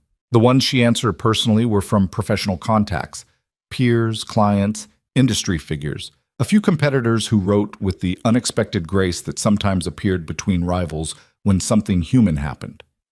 Edmund Hartley sent her a handwritten card, which arrived on the third day, in an envelope with his personal stationery, and contained 3 sentences. She kept it on her desk. Damien did not call. She had not expected him to, but the not calling had its own quality. The silence of a man who was talking to lawyers and not to her, which was both appropriate and its own small grief. There had been a time, for many years, when whatever happened between them, disagreements, difficulties, the friction of 2 strong-willed people sharing a life, was navigated by conversation. By talking until things were clearer, sometimes at 2 in the morning, sometimes badly, sometimes fruitfully. That era was over. Now their communication was mediated by attorneys and legal filings, which was the correct and necessary arrangement, and which still felt like something lost. She reminded herself, he had lost it first. On the 8th day after the gala, she went into the office. She had worked from home through the first week deliberately. The right calls, the right emails, the right level of visibility and restraint. But the office required her physical presence, not for symbolic reasons, but because the company was in a transition, and transition required a person in a room, available to the people who needed reassurance that the institution they worked for was going to be all right. She wore a dark blazer and her good heels. She took the car rather than walking, not from exhaustion, but because arriving properly felt right. The building's lobby was familiar in the specific way that a place is familiar when you have walked through it thousands of times over 22 years. The security desk, the particular light of the elevator bank, the slight upward tilt of the corridor on the 14th floor, the reception area of what was now formally, following the expedited registry update Jonathan had managed. Ashford Global Holdings had temporary signage up, the new name printed cleanly on a standing board beside the front desk, while the permanent installation was prepared. She looked at it. The name looked right. It looked like what it was. Her assistant, a 29-year-old named Drew, who had worked with her for 3 years and was one of the most competent people she'd encountered in any professional context, was at his desk and stood up when she came in. He did not make the moment awkward with excessive sentiment, which she appreciated. He said, "Oh, you're 9:30 confirmed, board conference room. Marcus Webb called and asked you to call back when you have a moment, and there's coffee." "Thank you, Drew," she said. She went to her office. She stood at her window, a different window from the apartment, lower, with a different angle on the city, facing west rather than south. And she took a single moment to stand there and look. Then she sat down at her desk, opened her laptop, and began. The board meeting that Wednesday had 6 people in it and lasted 3 hours. And it was the kind of meeting that Victoria had run hundreds of times and never stopped finding both demanding and clarifying. The process of taking an institution through a difficult transition required honesty about what was broken, practicality, about what could be fixed, and the patience to address the fear that people didn't always articulate directly, but that was present in the room like weather. The fear in this room was about clients. 5 of Cross Holdings, Ashford Global Holdings, largest clients had been Damien's personal relationships as much as institutional relationships. Would those clients stay? Would they treat Victoria's ascension as an opportunity to revisit their arrangements? Or would the transition be accepted as the internal restructuring it functionally was? She had answers. She had called 3 of those 5 clients personally in the days since the gala. Not to lobby, but to have the conversations directly, rather than letting the news cycle do its own version of an explanation. 2 of those calls had gone well. One had been uncomfortable in the way that conversations with a particular kind of older businessman were uncomfortable when they were confronting a situation in which a woman had outmaneuvered a man they considered a peer. "He'll stay," she told the board about that client. "He's not happy about how he found out, but the work we do for him is good work, and he knows it. I expect a more formal meeting within 30 days and some renegotiated terms as a face-saving gesture, and then it will stabilize." "You're confident?" Richard Holt asked. He had been the most uncertain person in the room since the transition began. Not hostile, but visibly unsettled in the way of someone who had bet on one horse for a long time and was recalibrating.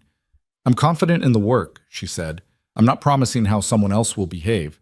But yes, he'll stay." Holt nodded. He looked at the table for a moment.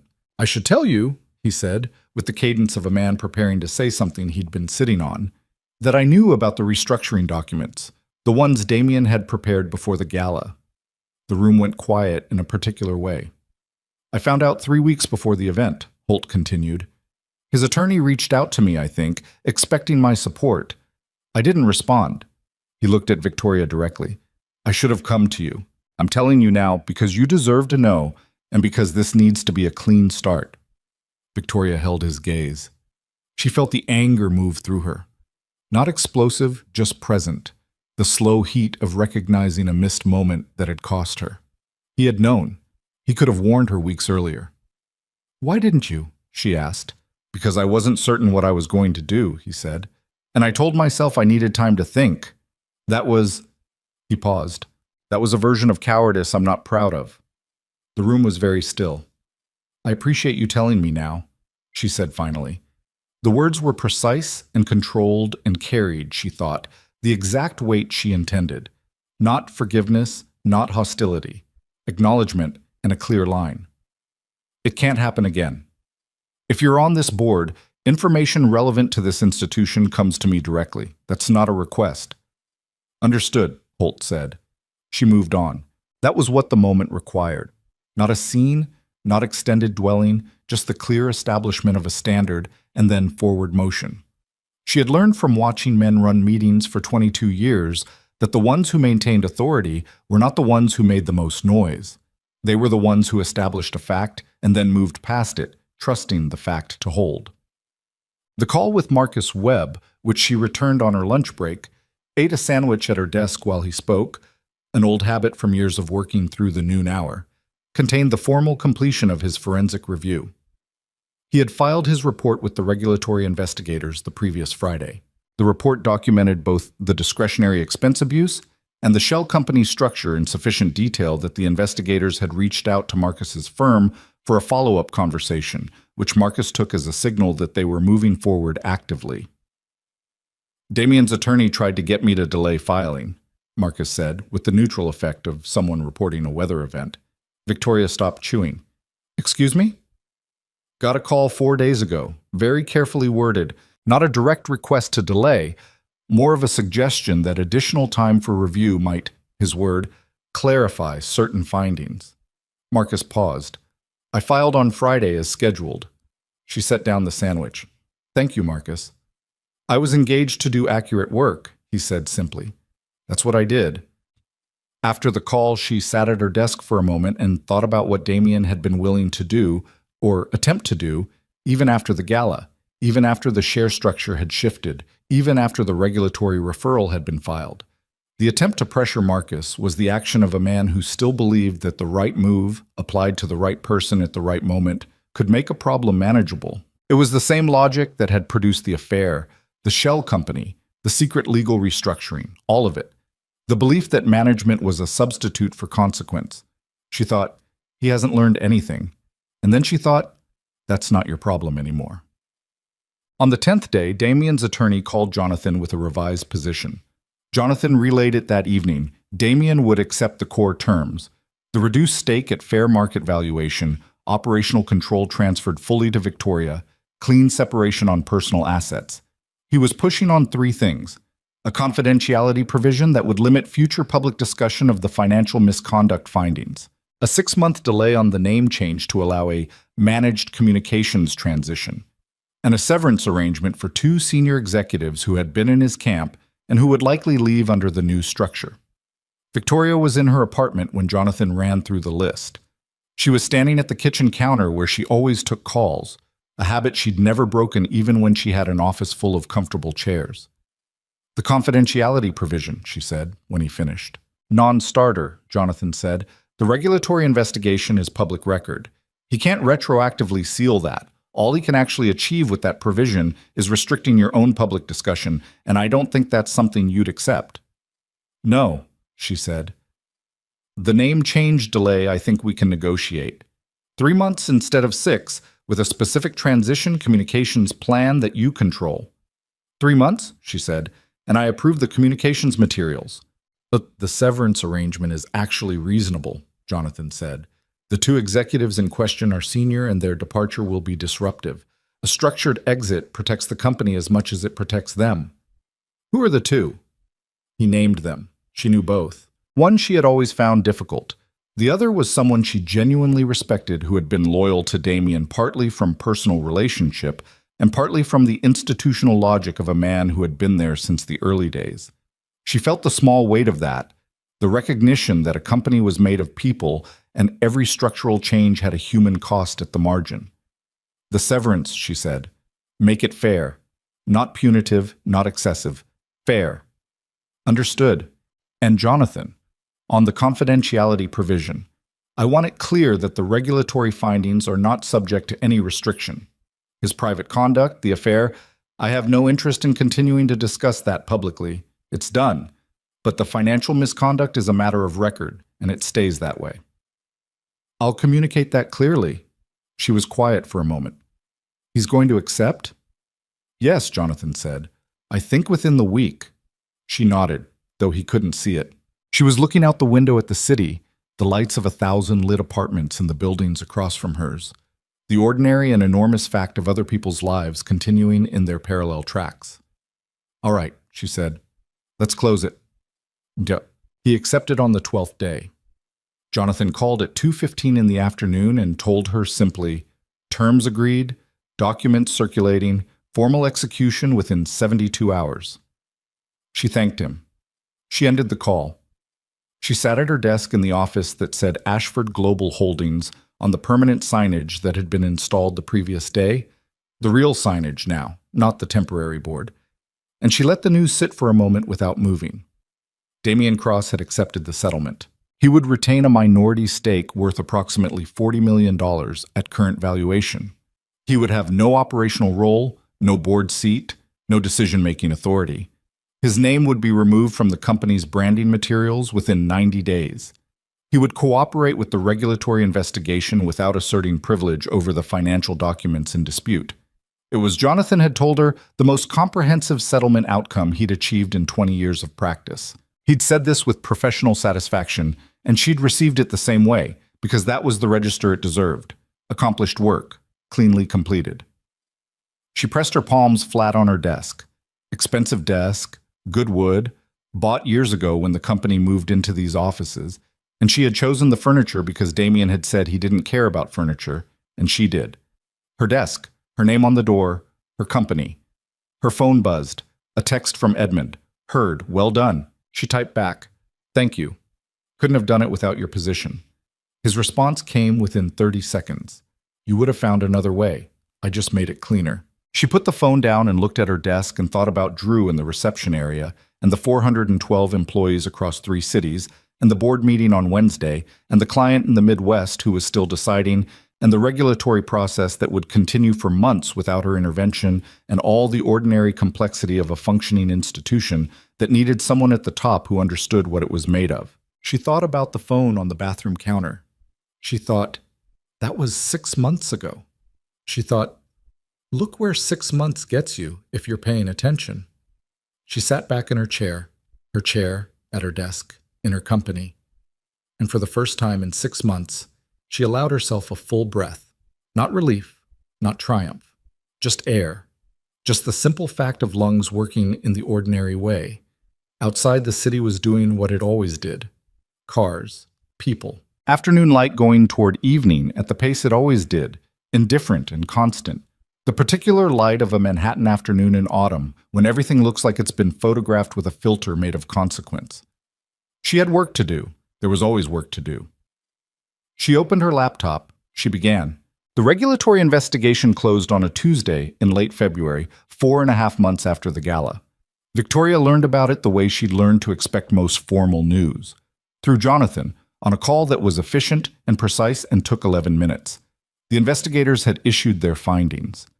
Damian Cross had been assessed a civil penalty of $620,000, representing the full value of the improper distributions plus regulatory fines and interest. He had agreed to a 5-year bar from serving as an officer or director of any publicly traded company. No criminal charges had been filed, which Jonathan had anticipated. The structure of the shell company had been deliberate enough to constitute a clear violation, but not egregious enough in the investigators' determination to meet the threshold for criminal referral. He had cooperated fully with the process as the settlement required, and that cooperation had been weighed in his favor. Sophia Hart had cooperated as well. Her testimony had been formal and documented, and it had filled in details about the planning conversations that Victoria's own forensic review hadn't captured. Specifically, the conversations in which Damian had discussed the share restructuring attempt and his timeline for the divorce. The investigators had found her credible. Victoria knew this because Jonathan told her, and because she had, by then, developed her own assessment of Sophia Hart that was more complicated than the one she'd had 6 months earlier. When Jonathan finished the summary, Victoria said, "Is it over?" "On the regulatory side, yes," he said. "The divorce decree is final as of last week, which, you know. The company transition is, I'd say, 92% complete. There are 2 outstanding client contracts that are still in renegotiation, and the internal operational restructuring has 3 remaining items on the checklist, but those are process, not crisis." 92%, she said. "It's an estimate," he said, with the slight defensiveness of a precise man being held to his own precision. "I know," she said. It's a good estimate. Thank you, Jonathan, for all of it." A pause. Jonathan was not a man given to sentiment, which was one of the reasons she trusted him. And when he said, "It's been a privilege," she understood that he meant it in the functional, professional sense of a person who took satisfaction in doing difficult work well. She appreciated that he didn't dress it up into more than it was. She put down the phone. She sat in her office, the office with the permanent signage, the good wood desk, the west-facing window, and she let the news settle. $620,000, a 5-year bar. A civil penalty entered on a public record that would follow Damian Cross for the remainder of his professional life. She did not feel triumphant. She had expected perhaps some version of that, the satisfaction of a long process concluding in the right direction. What she felt was quieter and stranger than triumph, something that sat at the intersection of relief and tiredness, and the particular ache of a chapter ending that had consumed so much of who you were that you weren't entirely sure, in its absence, what was left. She looked at Edmund's card on her desk. 3 sentences, in his careful handwriting.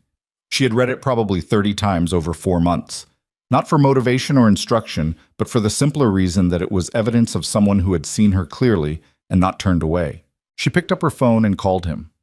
"It's over," she said, when he answered. "I heard," he said. "Congratulations is probably the wrong word." "Yes," she said. "It is."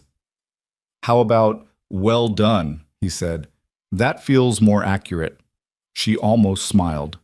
"I'll take that." 6 weeks earlier, she had met Sophia Hart for coffee. It had not been her idea, which was worth noting. Sophia had sent a text.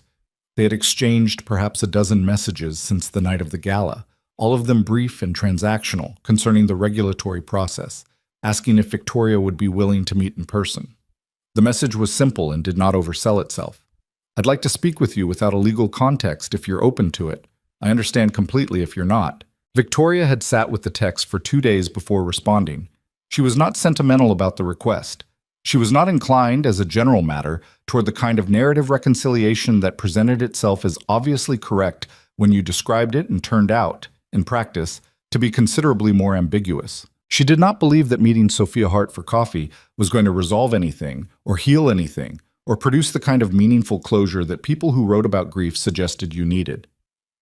What she believed, when she sat with the text long enough to be honest about it, was that she was curious. That was all.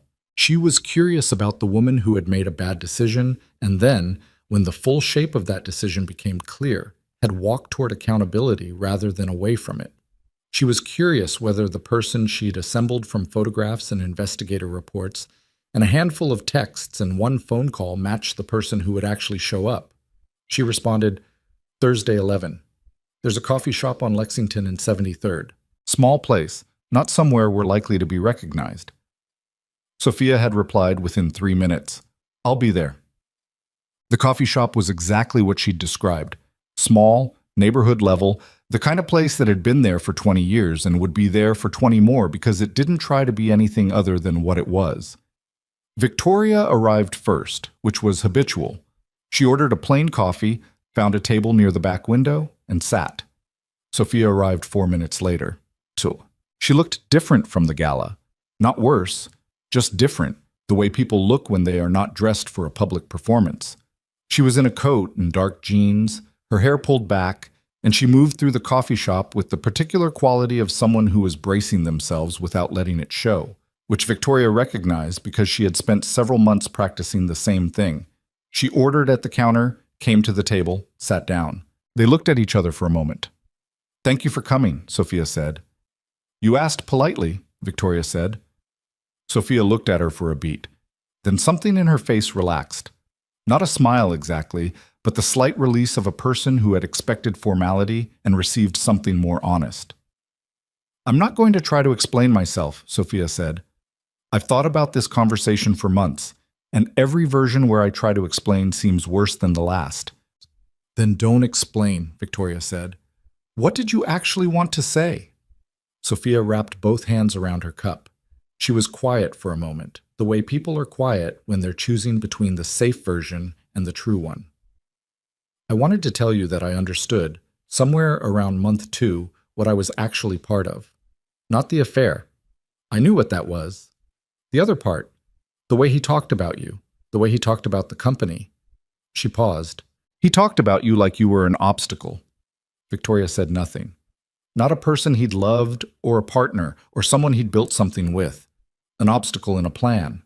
Sophia looked down at her cup. I should have heard that for what it was. I told myself he was just processing, that people say hard things when a marriage is ending. But that's not what it was, and I think I knew it then. What was it? Victoria asked. He had already decided that your value was subordinate to his, Sophia said, that whatever you'd contributed, he was the one who had made it real, and She stopped. I wanted to believe that because it made the whole situation easier to live inside. It was a hard thing to say, Victoria thought. It was the kind of self-indictment that required actual honesty, not the performed version. She had expected Sophia Hart to be defensive, or at least careful. She had not expected this. Can I ask you something? Victoria said. Yes. Did you know about the legal restructuring documents? The share manipulation attempt? Sophia looked at her directly. No, I knew he was consulting attorneys about the divorce. I didn't know about the restructuring. When it came out through the investigation, that was... She shook her head. That was when I understood who I was actually dealing with. Not a man leaving a marriage. A man trying to take something that wasn't entirely his. Victoria looked at her coffee. He was always that, she said slowly. I think he became more of it over time. The company gave him a scale to operate on that amplified the part of him that believed the world should be arranged to his benefit. Did you love him? Sophia asked, and then immediately, I'm sorry, it's fine, Victoria said. Yes, for a long time. Not the him that he became, but that version was real, early on. Sophia was quiet. You? Victoria said. A long pause. I thought I did, Sophia said finally. I think I was in love with the version he presented, which turned out to be mostly a performance for my benefit. She gave a short, dry exhale that was almost a laugh. He's very good at presenting the version people want to see. He is, Victoria agreed. That was always one of his genuine talents. They sat with that for a moment. Two women at a back table in a coffee shop on Lexington Avenue, sharing the strange, uncomfortable intimacy of people who have been on opposite sides of the same disaster and are only now seeing it from the same angle. What are you doing now? Victoria asked. Professionally. Sophia had left her agency, had resigned, she said, the week after the gala. Not from external pressure, but from the recognition that staying in an environment so thoroughly contaminated by her own choices was not going to help her think clearly. She was consulting independently. She had 3 clients, enough to be viable. She was rebuilding. Slowly, she said, which I'm not great at. I'm used to moving fast.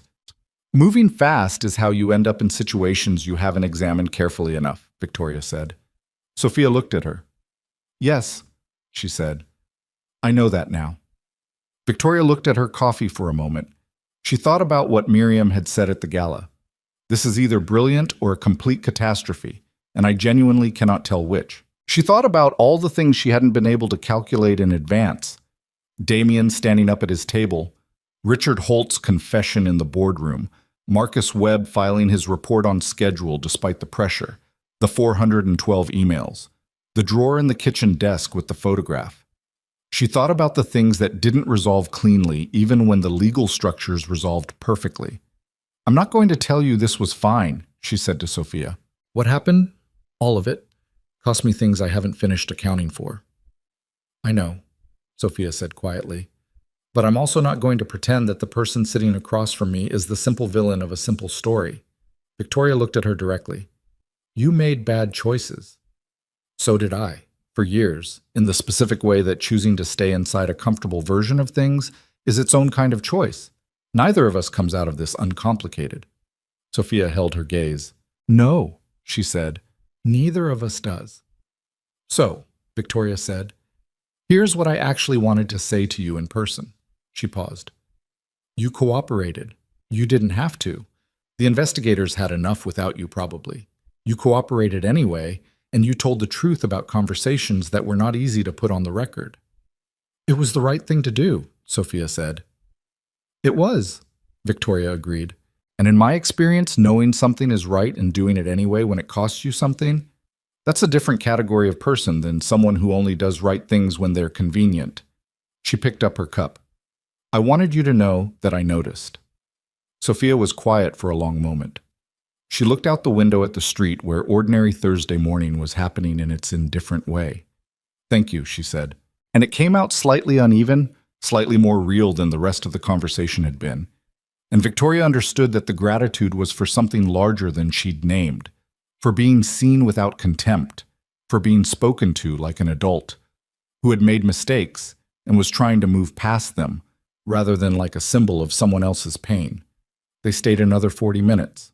They talked about the industry, Sophia's consulting work, the direction of the luxury branding market, a couple of clients they had in common professionally who did not know they were sitting in a coffee shop together. It was not easy conversation, but it was honest and it was real.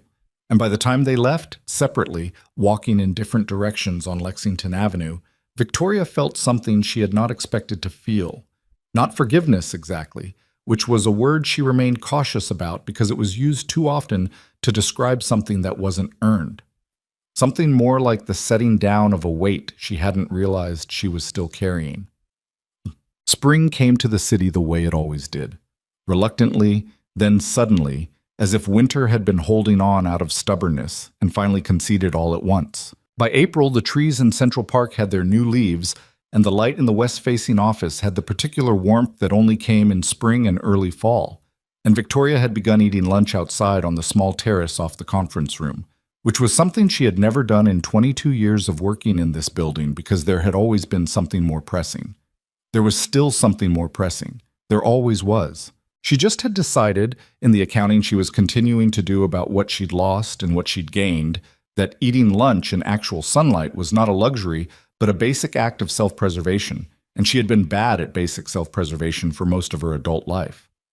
The company was not exactly thriving, which would overstate it, because a company in transition was not a company in full operation, and honest accounting mattered even when the story was essentially positive. But it was stable. The two outstanding client contracts had resolved, both in favor of remaining with Ashford Global Holdings, which had required in one case a price renegotiation she was not entirely happy with, but could live with, and in the other case simply a face-to-face meeting where she laid out the company's direction with the specificity and confidence of someone who had designed that direction herself. Richard Holt had stayed on the board. She had considered asking him to resign following his admission about the restructuring documents, and she had decided against it for reasons that were pragmatic, and also, she admitted to herself, slightly more generous than pure pragmatism. He had told her the truth voluntarily, at cost to himself, without being compelled, and she was trying to be a person who rewarded that. The two executives who had departed under the settlement severance arrangement had been replaced, one by an internal promotion that Drew had quietly advocated for months earlier and that she had finally moved on, and one by an external hire who had come through Edmund's network and was, 6 weeks in, exceeding expectations. She was not in a hurry. That was new. For 22 years, she had operated with the urgency of someone building towards something. The next acquisition, the next milestone, the next strategic repositioning. Now the urgency had shifted shape. She was still working hard, still pushing the institution forward, still the first one in most mornings, and often not the first one out.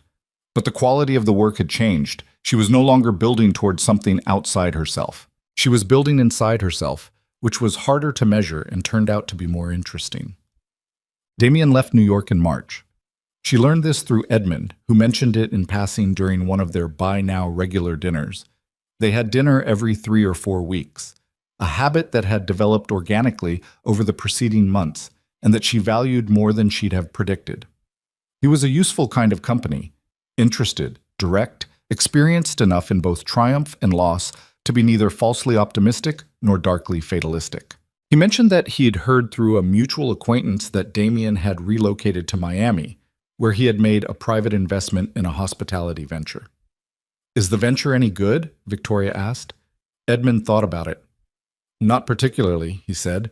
"It's the kind of thing a man does when he wants to stay busy and feel relevant and is not ready yet to sit still." Victoria considered that. "I hope he figures out how to sit still eventually," she said. Edmund looked at her with slight surprise. "Do you mean that?" She thought about it.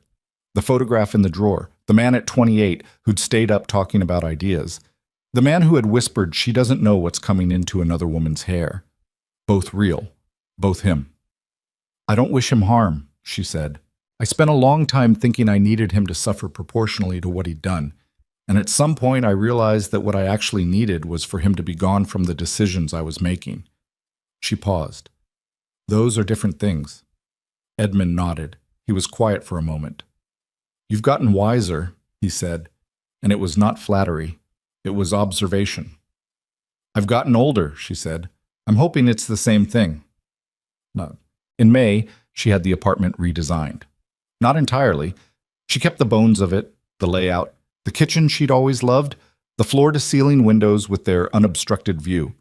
But she changed the bedroom, cleared the living room of several pieces of furniture that had been Damien's choices and that she had never truly liked, and she had the study, the room she actually spent the most time in at home, done over in a way that felt like herself. Books out of the boxes they'd been in for 3 years, a better reading chair, the kind of small adjustments that sound trivial until you understand that an environment is not neutral, that you absorb the quality of the space you inhabit, and that she had been inhabiting a space shaped significantly by someone else's preferences for long enough. The kitchen drawer she left as it was. She did not throw away the photograph. She was not sure she ever would.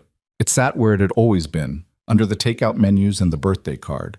And sometimes she opened the drawer for an entirely mundane reason and saw it, and felt the small, complicated pressure of it, and closed the drawer again and went on with her day. She thought that was probably the right relationship to have with it. Not enshrined, not destroyed, just there. She was not happy in the simple, uncomplicated way that the word implied. She was not sure she'd ever been that, even before. She was a person of a certain complexity, and simple happiness had always been slightly outside her register. But she was something she struggled to name, which was neither contentment nor ambition, but some combination of the two, fully occupied, clearly directed, genuinely interested in what came next, and no longer carrying weight that wasn't hers. That, she decided, was enough. More than enough. It was actually quite a lot. The morning she thought of as the real end, not the regulatory closure, not the divorce decree, not the settlement, but the internal end, the moment her own reckoning completed itself, arrived on an ordinary Thursday in June. She was at her desk at 7:15, coffee at her elbow, reviewing a proposal for a new acquisition that was the first major move she'd initiated entirely on her own, without the counterweight of another person's opinion, without the need to argue her analysis against someone who questioned it as a default. She had enjoyed that, she was surprised to find. Not the absence of challenge. Drew challenged her, the board challenged her, the market challenged her constantly. But the absence of that specific friction, the friction of someone who had spent years subtly diminishing the value of what she brought by positioning himself as the final word. She was reading the proposal and she thought, I built this. Not the proposal specifically, all of it. This desk, this company, this life I'm living inside. I built it the first time alongside someone who took more credit than he'd earned, and I built it again alone. And the second version is cleaner, even if the first version had its own real satisfactions. Both were mine. The work was always mine. That thought arrived without heat or bitterness, just recognition. She had spent 6 months, and honestly, longer, the years before the phone on the bathroom counter, the years of slowly adjusting herself to the shape of a partnership that asked her to be smaller than she was, believing that the work of her life was behind her, that what she'd built was the thing, and that the question was simply how to hold it. She understood now that she had been thinking about this wrong. The work was not behind her. The work was always the thing happening right now, the thing she was actually doing, and it would continue to change shape for as long as she had the will to keep making it. She was 50 years old. She thought about what 50 had looked like from 25, which was distant and settled and largely finished with the interesting part. She thought, what a failure of imagination that was. The interesting part was not back there.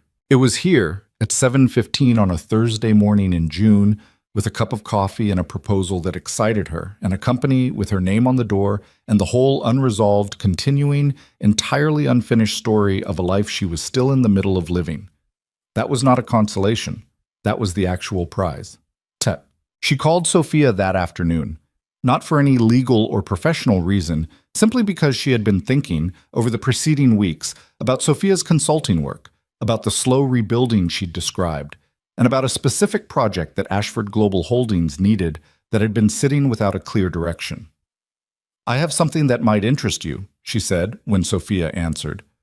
A branding project for one of our newer acquisitions. It's a luxury wellness company in an early expansion phase. I've been looking for someone to anchor the positioning work, and everyone I've interviewed so far has been technically competent and aesthetically mediocre. A pause on Sophia's end. Are you offering me a contract? I'm asking if you're interested, Victoria said. That's a different thing. If you're interested, we have a conversation about scope and terms, and whether your approach and my standards can coexist, which is not guaranteed. Sophia was quiet for a moment. Victoria, she said, after everything, Victoria interrupted, not unkindly. You're still one of the best brand strategists I've encountered in this market. I reviewed your portfolio from before all of this. Your work is good. The circumstances of how we know each other are complicated. She paused. I'm not interested in surrounding myself exclusively with people who have uncomplicated histories with me. That would be a very small room. A beat. Then Sophia said, Yes, I'm interested. Good, Victoria said. Thursday, 2:00. Come to the office. She put down the phone. She looked out the window at the spring afternoon, the city doing what it always did, the light falling at the angle it only fell in June, and she thought about the strange, non-linear path that had led from a phone face down on a bathroom counter to this Thursday afternoon in this office with this view. Not a straight line, not a clean arc, Something more like what actual lives were made of. Reversals, miscalculations, moments of clarity, and months of confusion, and the occasional morning where you woke up and understood, with no drama attached, that you were more yourself than you had been the morning before. She had thought, back in the early weeks of the planning, that what she was doing was saving the company. She had been right about that, but it was not the whole truth. The whole truth was that she had been saving herself. From the slow erasure of a partnership that had learned to treat her as scenery, from the accumulated weight of years spent adjusting her dimensions to fit a space designed for someone smaller, from the woman who opened a bathroom drawer and stood still and decided that clarity, even when it cost everything, was better than the comfortable blindness she'd been living in. The gala had been the visible part, the part people would talk about, the burgundy dress, the microphone, Damien standing up at his table, 400 people in stunned silence. That story was already simplifying in the retelling, the way stories always did, losing the complexity and the cost, and the slow private work that made the public moment possible. What would not simplify, what would remain hers in a way that nothing could touch or restructure or acquire, was the knowledge of what it had actually taken. The 6 months. The coffee shop in Brooklyn, paying cash. The files on her dining room table. The conversation she'd had with herself at 2 a.m. when the easier version, the one where she confronted him privately, took her settlement, moved on quietly, was genuinely tempting. The choice, made over and over in small increments, to hold to what was true over what was manageable. That was the thing the gala speech could not capture, the thing the newspaper stories would not contain, the thing that lived only in her, the texture of all the ordinary days in which she had chosen, again and again, to be awake inside her own life rather than asleep inside someone else's idea of it. Victoria Ashford sat in her office as the June afternoon moved toward evening, and she was not a woman who had been wronged and recovered, not a symbol of anything, not a cautionary tale or an inspiration. She was a person, imperfect, unfinished, still figuring out what to do with the space that Miriam had predicted, who had looked at the life she was living and found the courage to demand that it be real. That was all. That was everything. That was, in the end, the only story that had ever actually mattered. She saved the acquisition proposal. She closed her laptop. She turned off the desk lamp. She took the elevator down, walked through the lobby where the security guard nodded, and she nodded back, pushed through the glass door and out into the evening city. June air. The noise and motion and indifferent, magnificent continuity of a place that had held 10,000 stories as complicated as hers and would hold 10,000 more. She walked home.